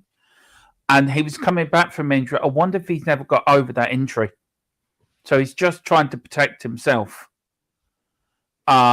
That's my opinion, but no, I don't. We're better with Son playing than without him, and Son has to. Son, I mean, them stats shows how well Son's played this season, and he's played under Nuno and he's played under Conte, so he's playing completely different formations, systems, way of playing, and he's getting. It takes time to get used to a new manager's way of how he wants you to play, what he wants you to do, and he is playing a different and a bit of a different position as well. He's playing a bit more, I think, deeper than he has been playing. He's playing like a little number 10, like a left wing kind of number 10 that's kind of tucked in a bit more inside, you would say, not really spread so far wide, receiving it in kind of the middle thirds of the pitch, you would probably say. Yeah, I would agree with that, Jack. And I think it's unwarranted. People seem to forget what good Son's done for us over the years. I mean, Son's been one of our better. I mean, Son was a steal for how much we get him for? 20 million euro, was it? Something along them lines? I can't really remember the price, but he's been a bargain. Yeah, it was a bargain, whatever we got him in for. Whatever we got him in for is a bargain. It could have been 100 million, still be a bargain. Yeah, and I mean, the way he's committed to us now for his future as well. We need to give players like him and Kane a bit of slack. Mm-hmm. They've been the ones that have been putting it in, week out, match in, match out. And I think with Son, Son will come back, but I think he's carrying a little bit of an injury. And I think he just needs to be taken care of a little bit. Dermot, do you think the question should more be then, instead of looking at Kane and Son all the time, because every front men, like Liverpool, Cities, they all have, an off game here or there. They have other players in deeper positions who step up, or other players that come off the bench and can step up, which we don't have right now. So should the question be more so than looking at Kane and Son every time we lose a game and putting it all on them? That the question should be, where else are the goals coming from? Exactly, because if you take Son and Kane out the side, who else is going to score? I mean, I would love to know what our goals ratio for the midfield is, because it's near non-existent. It probably won't even go into double figures. No. So there's an awful lot of pressure on Son and Kane at the moment, especially Son. If Kane doesn't perform, then it's all on Son. You've got to go. Yeah, he had a bad game against Middlesbrough. Yeah, he should have got 2 goals against Middlesbrough. We all know that. But you can't put everything on one man. And we need to, if he is carrying this hamstring injury, which I think was read somewhere that he is, you can't blame him. But you can't drop him either, because who's going to come in and replace him? No one. Yeah. So we have to play Son until the hamstring goes, or we get somebody to come in to recover, to give him a rest. And this is where the summer comes in important. But we're better with Son in playing than without, because Son can change a game like that. Yeah. Yeah, look, I'm in agreement. And look, I know he had big chances against Middlesbrough the other day and stuff like that, and he did miss them. But, the thing is, you're going to have games like that where Kane and Son don't score. That's where you're looking for the other people to step up. But, Jack, what's your thoughts on that, on this whole thing around Son at the minute? I mean, I just don't really understand how it gets that drastic, where perhaps we're not seeing the Son at full capacity that we're used to, but that Son at full capacity, Dave, you and I were talking about, is one of the best wingers in the world, at full capacity. And perhaps we're just not seeing that version of Sonny for the full 90 minutes. I still see glimpses of it, and to be fair, if somebody's playing poorly and they still end up with a goal and assist, at the end of the day, I don't really care how bad they play. I mean, that's still better end product than we see from players like Bergwijn and Lucas. You have to take a look at the other wingers that Sonny competes with, and Sonny year in, year out has been toe to toe with Harry Kane in productivity with goals, and has been his his right-hand man in helping him out. Sonny has been our second goal scorer, and even during the beginning of this season, when it took a while for Harry Kane to get going, Sonny was the guy that was picking us up, and Sonny was the guy that was getting us and dragging us through games. You could probably even say dragging us through games and getting us that win, especially under Nuno, Dave. I mean, 3 of those 1-0s, I mean, 2 of them I think were Sonny goals when you think about it. It was just Sonny, kind of putting the team on his back. I don't know, Dave, you've said this 1,000 times before. I don't want to go too much into it, but there is this weird tendency of us when we start losing to start, attack our best players instead of attacking, our worst players, especially when we start losing. It's kind of something I just don't really understand.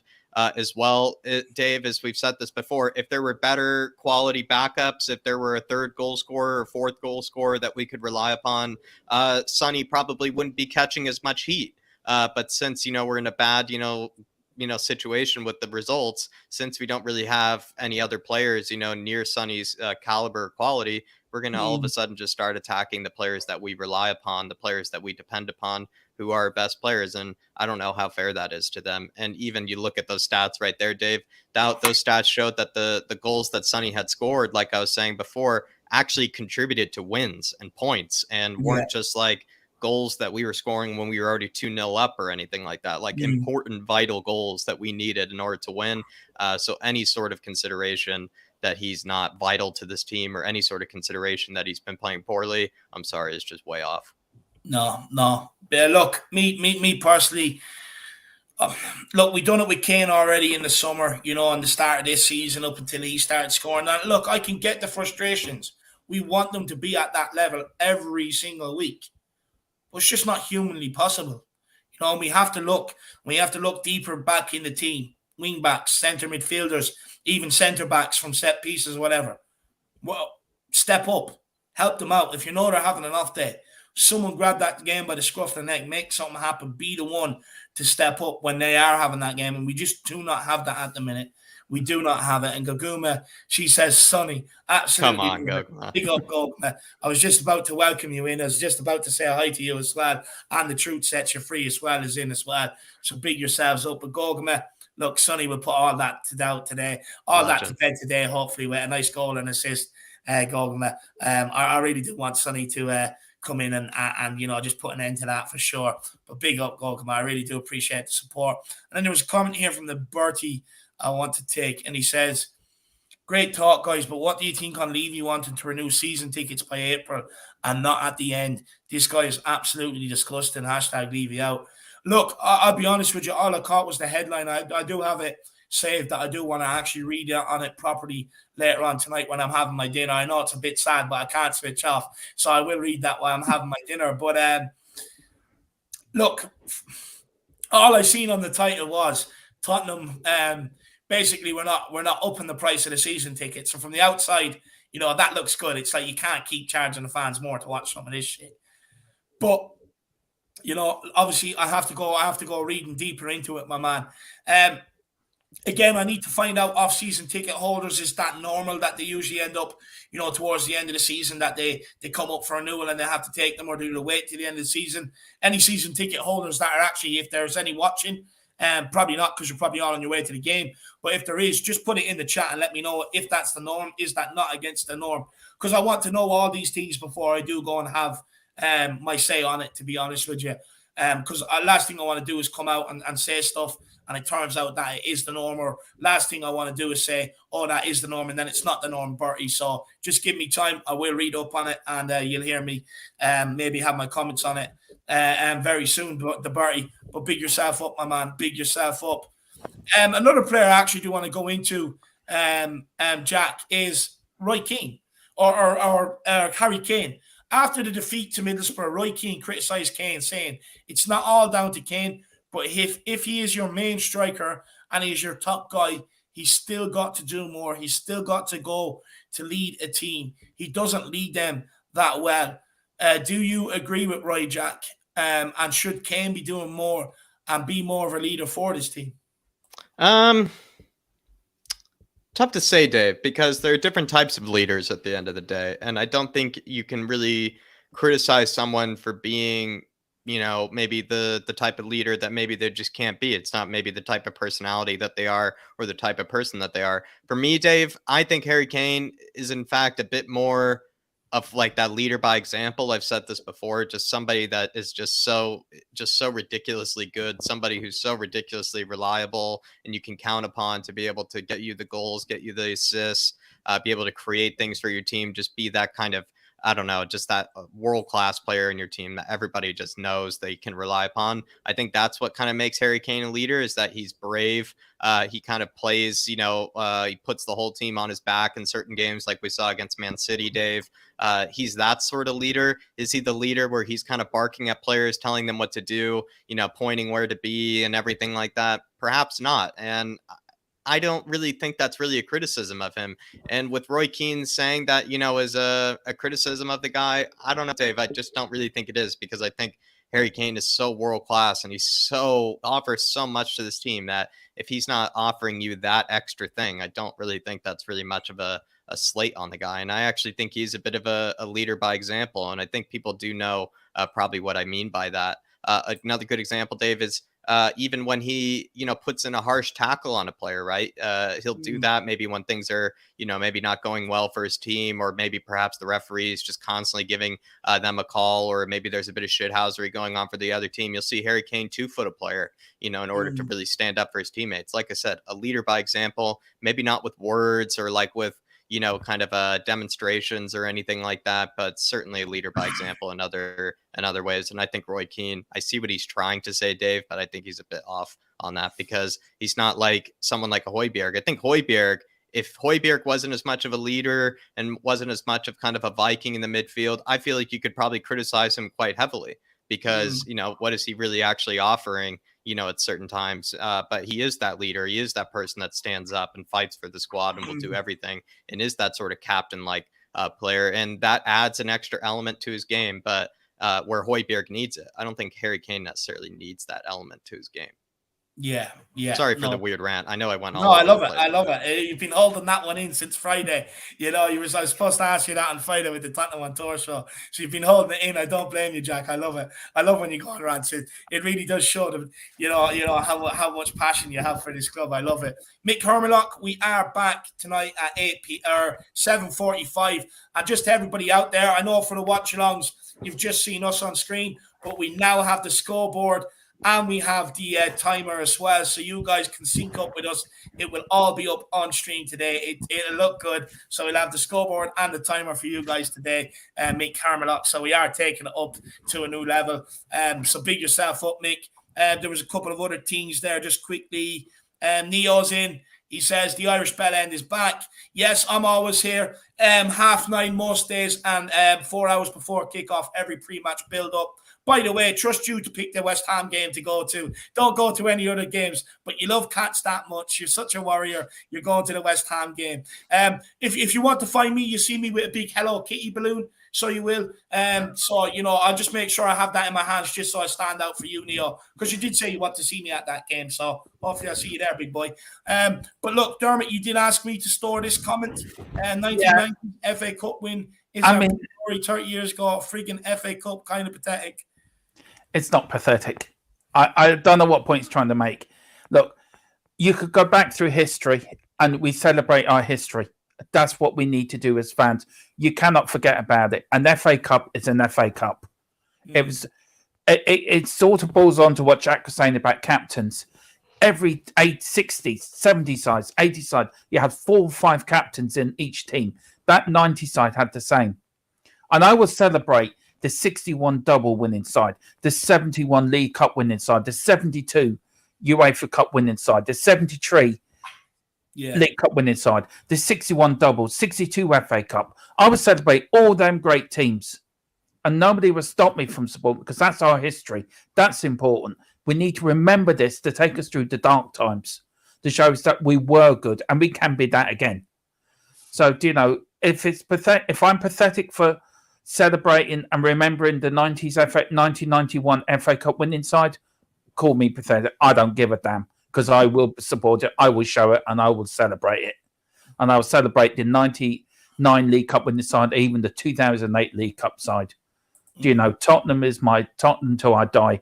We deserve to celebrate our heroes of the past as well as the future. Big up, Stan, big up. And a few people saying, back to Bertie's point about the season ticket renewals in April, few people saying it's not actually normal to do it that early. And someone put in the comments, they probably know Conte is walking. That's why they want to do it. Because last time Conte's name was floated about, everyone went to rush and renew the season tickets. And then all of a sudden, it was Nuno, so it wouldn't surprise me if there's definitely something like that up their sleeve. For sure, Bertie. It's one we're going to have to do a bit of investigating on and a bit of digging, because it's definitely not what it seems like. 100%. Thanks for that, Bertie. Gaguma says Kane leads by his performance. Perfectly put. That's what I'm trying to say, Gaguma. Can I have a quick say on that, Dave, about I'm going to come to you now on it. I'm going to come to you now on the whole Kane leadership with Harry Kane. But big up, Gaguma. I definitely agree with yourself and Jack. Well said. He does lead. He's a silent leader. He leads by actions rather than his words, Gaguma. But big yourself up. Really appreciate the support. But yeah, Dermot, Harry Kane and Roy Keane's quotes, what do you make? Well, if Roy Keane could get into that dressing room for about 5 minutes, I'd be happy, because there'd be blood spilt on the wall. There'd be everything. Harry Kane is not a proper captain's captain, if you know what I mean. He's not like a Graham Roberts or a Steve Perryman or even a Brian Robson at Man United or a Graham Souness at Liverpool back in the day. He's a different type of captain. He's one that he leads by example, as you say. He leads by goals scores. Yeah. And we need more captains in the side that are not captains, like Holberg. We need him to start barking out orders. Eric Dyer does it defence. If he doesn't see a player in, how many times have we seen Eric Dyer having a go at a Davis or everything to get there? We need other captains. It does, because you wear an armband. It doesn't mean you're the only one that has to shout inspiration on the pitch. Yeah. This is why the 80s side was so brilliant, because it just wasn't one captain. You had Steve Perryman, you had Graham Roberts, you had Paul Miller, you had Tony Galvin, you had even Ozzy. Ozzy would shout out, get there. You had Ricky Villa, you had Glenn Hoddle. Glenn Hoddle would, 2 minutes would tell you if you weren't playing well. Mickey Hazard, another one. It's not just because you wear an armband. The 90 side, Gary Mabbott. We had the same with Paul Stewart in midfield. Gaza. Even Gaza would tell you quick enough. Come on, we're losing. It's not just one player. Harry Kane is a captain by example. The likes of Eric Dyer and Paul and Holberg are a leader by men. And that's what a team should be. And to say, Stan said, let's celebrate the 80-89 title. Yeah, I'll celebrate it. I don't care. I really don't give a damn. I'm a Spurs supporter through and through. You will not stop me. You want to do history? Come over to my channel and we'll teach you, because we celebrate it over there. I don't care. I even celebrate. I'm going out tonight and celebrating the 1901 Cup final with a few lads. We're going to go through Gory with an FA Cup like we're doing the FA Cup parade. You can be the first ones to put ribbons on your pints, Dermot. Yeah, we can. I will celebrate my club's history because it needs to be told.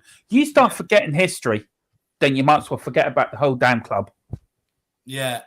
No, look, spot on. I believe you should still celebrate your history for sure. I really do. Look, you can't forget about it. At the end of the day, history is what makes clubs. You know what I mean? There's all the history that's gone before it. So, look. There's another question there. Sorry, Dave. Like Dave Mackay. There was another great captain. But he wasn't the captain of the side. He was like Danny Blanchflower's lieutenant. And that's what Harry Kane needs. He needs lieutenants to back him up. And Roy Keane was right what he said, but Keane leads by example, not by shouting and roaring. You leave that to your lieutenants. Yeah. And that's what we're lacking. But big up Harry Kane. We should be so blessed to have a player like him in the side. And Holberg as well. Yeah. No, but speaking of another leader, Catman Jazz Dave celebrating 8 months, saying we are all winners for being part of this community. Come on, you Spurs. Big up, Catman. Absolute legend. Always leading by example. Another person leading by example. Always in the chat. Always leading by example in the Harris Army and the Spurs community. Big up, Catman. Really appreciate the continued support. 8 months, Dave. Absolute legend. Wow. There's a funny comment there, Dave. Something about punching. You should be allowed as captain to punch your teammates. Yeah, you should be. You should be. You should be. 100%. But look, sticking with the forwards, we've touched on Kane, we've touched on Sonny. Let's touch a bit on that right wing spot. Lucas also returns from a dead leg, which has been keeping him out. Does Conte bring the Brazilian's pace back into the team if he is fit enough to start? Or does he stick with Kulusevski, who has been one of Spurs' most creative players in recent weeks, but did look like he was tiring on Tuesday night? It's really tough, Dave. I feel like Kulusevski, I mean, he's had, Dave, 6 days, to recover. I'd like to think that he's, pretty much back to close to what it would be 100%. Lucas, Dave, this is my problem. Lucas, despite returning maybe from some sort of injury, maybe that's been bothering him, it's not like he's really earned it or anything really recently. I would say the order would go Kulusevski, Bergwijn, Lucas. I would actually rather see Bergwijn maybe start, Dave, than see Lucas, start in the right wing. I know Bergwijn doesn't like the right wing, maybe, as we've seen before. He hasn't really done too much ever really on that side. But to be fair, Dave, as much as, we do kind of respect Lucas and what he can bring to the team, we've been honest with ourselves and just said, the guy really has offered less than nothing at times when he's come onto the pitch. So for me, I feel like Kulusevski, he's already showing that he can maybe have a better chance of being that third goal scorer, Dave. We talk constantly about who can help out Harry Kane and Son, who can take the burden away from them in terms of providing goals and assists. Kulusevski seems to have a better chance of doing that than maybe Lucas does. I don't know, Dave. I think it's great to have Lucas back, but at the same time, I don't know if he exactly really deserves, a starting spot.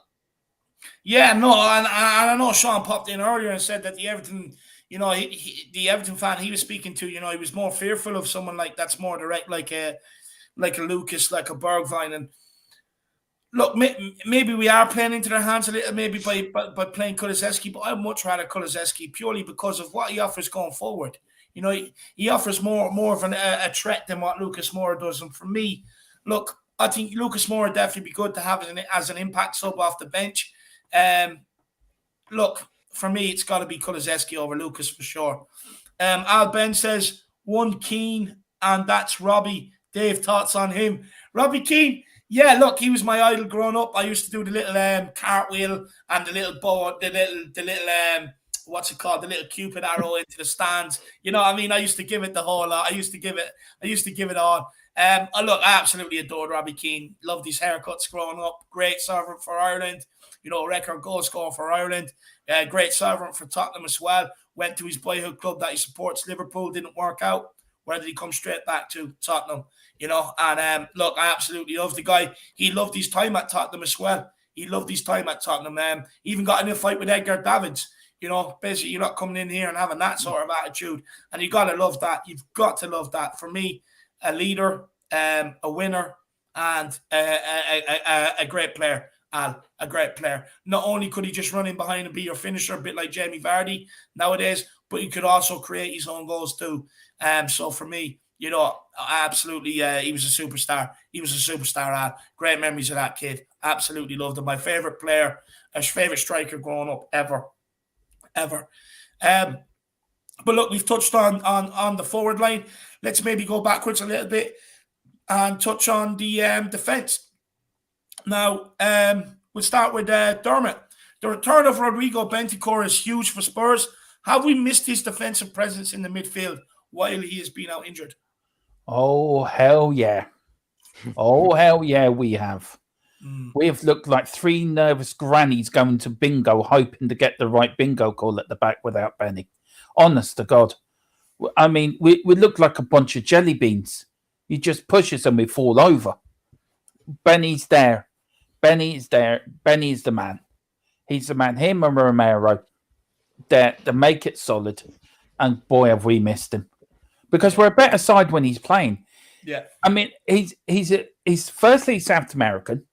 Secondly, he can control the ball. I mean, we saw the game against Brighton, when he had 4 players around him, and he just dinked out, and still come out with the ball. We have missed that because none of our their defenders can do that. Yeah, Davis can't do that. Dyer can't really do that. Romero can. And as for the 2 wing backs, well, Lord Jesus, won't even talk about them. But we have missed Benny. Honest to God, you watch Benny go tonight, and once he brings a certain calmness to the defense with Romero. I don't know if it's a South American link up or something like that. He does bring a sort of calmness to the back line. Yeah. Just it's always give me the ball. I'll get us out of this. Yeah. And that's what I love. He wants the ball all the time. And then he pumps it forward. He starts the attack. Where we haven't got defenders who can do that. So I can't wait to see Benny back tonight. I'm overjoyed. He's quickly becoming my favourite Tottenham player. Love it. I love it. I can't wait to see him back too. Honestly, all my prayers have been answered. Well, I think they have unless Wink starts. But Jordan Stevens says he's going to the game as usual tonight, but it's the first time this season that I don't really feel up for it. Last few weeks have really brought the mood down on. Sure, it will all change when I'm in the ground. And look, Jordan, the only bit of advice I can give you is look, even me doing the YouTube and interacting with as many fans as we do and stuff like that. There was a period where I was getting under Nuno where I wasn't looking forward to it and stuff like that. But once you're there, it all changes. Everything comes back to you. You realize what it is about the club. You love the excitement's there. Tottenham putting a good performance, and it'll all change, Jordan. It'll all change. Look, you're just down like we all are after that FA Cup game. And look, only the players and the management team can put that right tonight. And they will. But make sure you go. Get your Spurs gear on. Go, enjoy, join in the songs, my man. And you'll come out a total different man with total different feelings. Come on, Jordan. You got this, Jordan. Come on, Jordan. Got it. Get there, man. And enjoy the game. There's so many people worldwide that, that just can't go to games due to expenses, geographical location, and all that sort of stuff. You're one of the lucky few that gets to represent everybody worldwide. So make sure you get down there and you do it with pride, my man, Jordan. Do not give up on this team. But beat yourself up, my man. Beat yourself up. You go there, Jordan, and you enjoy yourself. Shout. I woke up this morning feeling down. I'm now pumped for the game. So if I can do it, you can do it. So come on, Jordan. You can do it. Shout and roar for the team tonight. I love it. I love it. Paddy Higgins says, flying visit, watch the Burnley and Borough watch-alongs with you guys. That didn't work out well. Going to get off here before kickoff. No, don't stay on for kickoff, my man. Join us for the watch-along. We have the timer and we have the scoreboard and everything else today. So I look a lot better, but big up, Paddy. Hope you're keeping well. And Paul Greaves is in the building. Even lads, been a while. Hope all is well. Need to win today. Come on, you Spurs. Legend. Paul, it's good to see you in, my man. It is good to see you in. And it's definitely... look, we will get the win. We will get the win. I can feel it. I can feel it in my bones, my man. We all need it. Every Spurs fans. But Jack, I'm going to ask you this question. And just quickly, Dave, Brian Daigle celebrating 12 months, Dave. Celebrating 12 months as a member, saying, big up, everyone. Hope you are all well. Let's have a performance on the pitch as great as the performance these three top brothers are giving us. Come on, you Spurs. Big up, Daigle. Absolute legend. Absolute legend. 12 months. Been here practically since the beginning. What a man. What a man. Yeah, no, big up, Daigle. Really appreciate the support. And 12 months, my man. That's mad. I think the chance only going like 14 or 15. That's absolutely insane. Absolute legend. Big yourself up, Daigle. Big yourself up. Jack, I'm going to ask you this question purely because I love the name I put down for him. But I think we already all know the answer. With Bentancur returning from injury, who misses out? Harry Winks or Pierlo Emil Hoy Busquets? Hoy Busquets. The Hoy Busquets, I think he's always just been more of a Højbjerg, if you ask me, on his best days. But I think, obviously, Harry Winks gets displaced if we're continuing with the 3-4-3. Obviously, we are going to probably continue with the 3-4-3, considering we don't really have a lot of depth in midfield. I've said this before. I think you start with the 3-4-3, and then if you go maybe a goal up or 2 goals up, you move maybe Harry Winks onto the pitch to form a 3-5-2 with Højbjerg and Bentancur. Or let's say even the 3-4-3 isn't working out, you still bring on Winks to form that 3-5-2. I would rather us, though, start with the 3-4-3. I think it's actually plenty more attacking. I think we create actually more than we do with the 3-5-2. We've seen the 3-5-2 against teams like Southampton away from home, and it didn't really work out as much as maybe we probably would have liked. So the 3-5-2 I know works well against maybe other teams that maybe we sit back against, but I feel like at home against Everton, I'd much rather see 3 flying forwards, combining up top. And so that means Bentancur and Højbjerg, Dave, are going to be the 2 in midfield today. No, it has to be. It has to be. And everybody, there is the nickname below. It's a bit on Busquets and Pierlo, Emil, Hoy Busquets. So there it is. Everybody get used to it. I know it's going to send some in the fan base into outrage because they absolutely do not like the guy. But honestly, put this name everywhere. It's absolutely quality. Someone said it to me on Twitter, and I've loved it ever since. So make sure you get that nickname spreading absolutely everywhere. We'll just leave that there for a little bit longer as well. I know it winds people up about Højbjerg, so we're going to leave that one there for about 5 minutes. Absolutely love that. But look, what I do want to talk about is we all know exactly who's going to start across the centre-backs position. It should be Dyer, Romero, and Davies. What I do want to talk about is right and left back. I do actually have loads more questions, but we're not going to get time to do them today because I do have to head over to the We Are Tottenham TV, not the studios, but for the pre-match build-up that is starting at 6:30, and I need half an hour beforehand just to be able to relax because last time I didn't have any break, 8 hours non-stop with the watch along and all, and a severe headache after. So look, what I do want to know is, and we'll ask Jack and Dermot as well. We'll start with Jack. Jack. Wingbacks, who do you think comes in? Is it Sessegnon and Doherty? Do they retain their place? Have they been doing enough the last couple of weeks? Or will Reguilon and Emerson come back in? I think Doherty is actually doing enough maybe to keep his spot, I'll be honest. I think he is. So I think it's going to be Reguilon and Doherty for this one, Dave. I think it should be Reguilon and Doherty, to be fair. Let me think about Everton's left-hand side.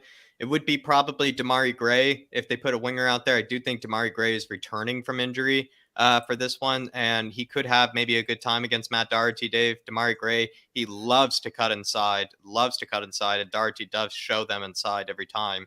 But to be fair, the guy's been creating for us and doing exactly what Conte wants from his wingbacks in the wide areas, which is creating and being, someone that can actually find, passes, out wide in those areas that maybe Emerson just can't. And to be fair, I think Doherty keeps his spot. I feel like Sessegnon doesn't. I know maybe that sounds a bit harsh, but I just think he doesn't. I think Reguilon comes back in. So Reguilon and Doherty for me, Dave. Sessegnon for me, I don't know, Dave. I know he had that great, he looked great against Leeds United, but then we saw it again, against Borough. I don't know. I just feel like Sessegnon, I am worried about sometimes him going forward, Dave. I really am. I just feel like he's a bit clunkier, not as, gifted, not as fast on his feet with making decisions as we would probably want him to be. And I think it's something that we're all sadly maybe ignoring just because he still has a lot of time on his side, maybe kind of like Emerson does. But I don't know, Dave. I think Sessegnon, apart from the Leeds game, he hasn't shown very much going forward this season. And I do think we need a wing back to help us out going forward against this Everton side. So Reguilon for me. No, absolutely. I love that. I love that. Dermot, wing backs for you, the Irish Cafu and, Sessegnon or the Brazilian Cafu in Emerson and, Sergi Reguilon. Who's your wing backs? I'm going for Sessi and the Irish Cafu. Please do not play Emerson. That man cannot play football. He's the only Brazilian that can't play football. He'd be good at volleyball. He'd be good at other sports, but he just can't play football. So please, whatever you do, just start. I would start with Sessi. I think they've both done enough. You can't disrespect the Royal like that. You can't disrespect the Royal like that. The Royal Highness. Emerson, come on, man. There's nothing wrong about him. I'm only messing. I mean, the only thing wrong about him, he couldn't kick a donkey or a cow up the arse if it was put in front of him. Couldn't even kick a barn door open. I mean, I'm sorry, Jack. I know you like him, but I just don't. I'm sorry. I don't think anybody has a reason to like him at this stage anymore. I see. Sessi for me needs to be kept in for his confidence. I think the way he was brought up with Wolves, but I don't think he's done anything wrong. And Doherty, just give him to the end of the season. I keep keeping with the same win backs, consistency, game in, game out. I think it's better for us than chopping and changing. Yeah. Look, for me, Doherty, I was pissed off with the chances he missed against Middlesbrough, but he played well. He probably does offer a bit more than Emerson going down that side. But I am not writing Emerson off yet. I'm still going to give him a bit of time. Look, when it comes to the left wing back, Sessegnon has actually done okay since he's come in. I was a bit pissed off with his header there last week against Middlesbrough. Just kind of hit it off the back of the defender's head, and he had the whole kind of goal gaping that side of the goal. He's played well, but for me, I think we are missing Reguilon, to be honest with you. Yeah, you probably would say that, Jack. I actually would agree with you on that, but I just think Sessi needs a chance just to build his confidence up again. Look, he can play. We know he can play. He just needs a run of games and a bit of an arm around the shoulder. You are my win back. Show me what you can do. And I think if he gets that bit between his teeth, I think we've got a world beat. I mean, he was brilliant in Germany and he was brilliant for Fulham. So he's got the talent in him. Let's just give him a chance. Yeah, spot on. Spot on. Well, there you have it, guys. That is another end to another pre-match build-up. Hope everybody has enjoyed it today. But before we do go, I want the boys I want their score prediction and where people can find them. So we'll start with you, Dermot. What's your score prediction and where can people find you? I've been going for 3-0 till I spoke to Danny and he said we always concede, so I changed to 3-1. But I'm going back to my original pace. 3-0 Tottenham tonight. Kane, Decky, and Doherty. He's got to go. He's got to get a goal at Tottenham. So I'm going for Doherty every game. So that's my score prediction, Dave. Nice. And where can people find you? You can find me on Tottenham Tantrum Gold, where we're there every morning with Ben from his coffee shop, with Coover and Phil, who are taking a slight break at the moment. But join me at 10:15. When these lads finish, come over to us because we are doing the post-match show to the Everton game tonight. So come over, have your say. Come on, put your comments in. I'll put the link in the chat if you want to come on, have your rant. It's sort of like a build-up to the fan show. That's the way I'm looking at it. It's the pre-build-up to the fan show for tomorrow night. And then starting from March the 20th, I'm getting together a charity stream for the family and children in Ukraine. That's something I'm trying to put together at the moment. Yeah. And also I'm doing Formula One qualifying and race watch-alongs. Every race qualifying this season on the channel, starting from the 20th or the 19th of March for the Bahraini Grand Prix. So that's something new I'm doing for the end of for between now and December, as well as doing the football stuff, Tottenham's history on the side. So we've got a lot of new things coming, but the charity thing should be, I think, in a couple of weeks. And hopefully you two guys have been involved in that as well. I'm trying to get a few channels involved together so we can raise money for the children and the families of the refugees of the Ukrainian crisis at the moment, and just to make their lives just a tad bit easier, because we're all very lucky for the lives we live and how we live in this country, America and Ireland, or wherever you're watching this. So I think it's fair we try to do something to make their little kiddies' lives a little bit better during this tough time. No, fair play to you. Fair play to you. And everybody do get over there and check out Tottenham Tantrum Gold. You know, of course, run by Dermot. Absolutely brilliant guy. And, you know, love them backing themselves, celebrating the history. So, guys, if you love that, you know, you got to get over there and smash that subscribe button. Stan, come over. We'd love to have you there, Stan. Stan, come over. We'll work you in. We'll put an arm around you, put you down there, and we'll show you class. So come over, Stan. I love it. And Jack, where can people find you, my man? Yep, just quickly, everybody over on the second channel, doing everything from, you know, talking about maybe players that Spurs are rumored with that, you know, could fix our team. You know, we're going to be really talking about especially what players maybe Conte, you know, could benefit from, what players would actually be qualified as backing Conte and helping Conte achieve next season. Also just talking general European football. Dave and I had a Premier League chat, which you could take a look at. We looked at the Premier League table, looked at our predictions. And then as well, we just had, you know, a bit of a, you know, who's the best in every position around the world, you know, who's the best and what's the best 11 in the world, who's the best player in every position. We had a bit of a debate on that as well. So plenty of different content to take a look at over on the second channel, flatcapeurotalk. The link is in there. No, absolutely. Do get over and check it out. It's absolutely doing numbers at the minute. Jack, what is your score prediction as well? 2-0, Dave. I'm going 2-0 to Spurs. I'm going to say Harry Kane and Son, kind of like Davey has said here. Kane and Son, 2-0, nice and easy. I don't think it will be an absolute, you know, steamroll, Dave. I think it will be, you know, maybe a bit, you know, cagey at times. So I'm going 2-0. Yeah, look, for me, I'm gonna go 2-0 Tottenham. I'm gonna go. We keep a clean sheet.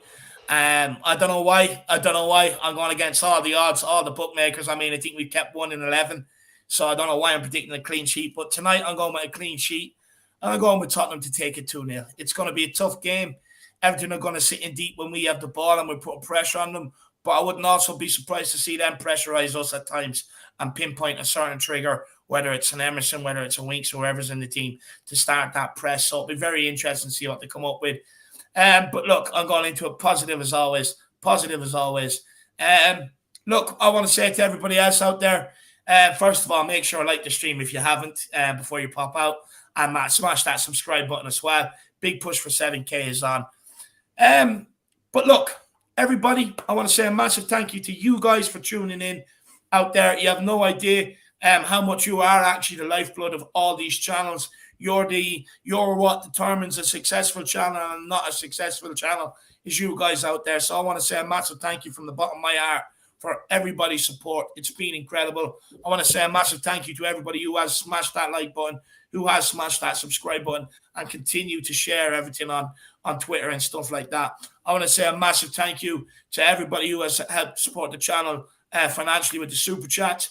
You have no idea how much it really does help me and Jack out, keep doing this full time, and living our dream. So massive thank you for that. And by the way, hopefully you will see, tonight that we are going to be improving for the watch along, and you're also going to see it further on in the summer. We already have our plans mapped out of what way to take this next season. We just need time. All we need is the time to be able to do it. But look, a massive thank you to everybody. A massive thank you to Jack and Dermot for their time today, for coming on. Really do appreciate that. But look, times have been tough. We lost to Middlesbrough. We're out the FA Cup. We're kind of clinging on to this top four sort of stuff at the minute. But look, we've got to stick by the boys no matter what between now and the end of the season. For me, this club is more than the owners. It's more than the players. It's where it is. It's the badge. It's the colours. That white jersey. I love this club, and so should you too. Hopefully we see everybody back here at 7:45 for the watch along. As always, come on you Spurs. In Conte we trust. And see you over at We Are Tottenham TV at 6:30. Come on you Spurs. Come In on Conte you we Spurs. trust. In Conte we trust.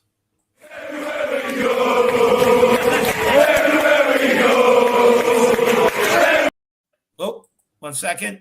We missed Roos and Ray. I'm not sure whether it's a donation or not. There is no comment and there's not another one in the chat, but really do appreciate the support. I really do. If there was something, let me know and I'll get to it on the watch along. But as always, come on you Spurs. Come on you Spurs. Come on you Spurs.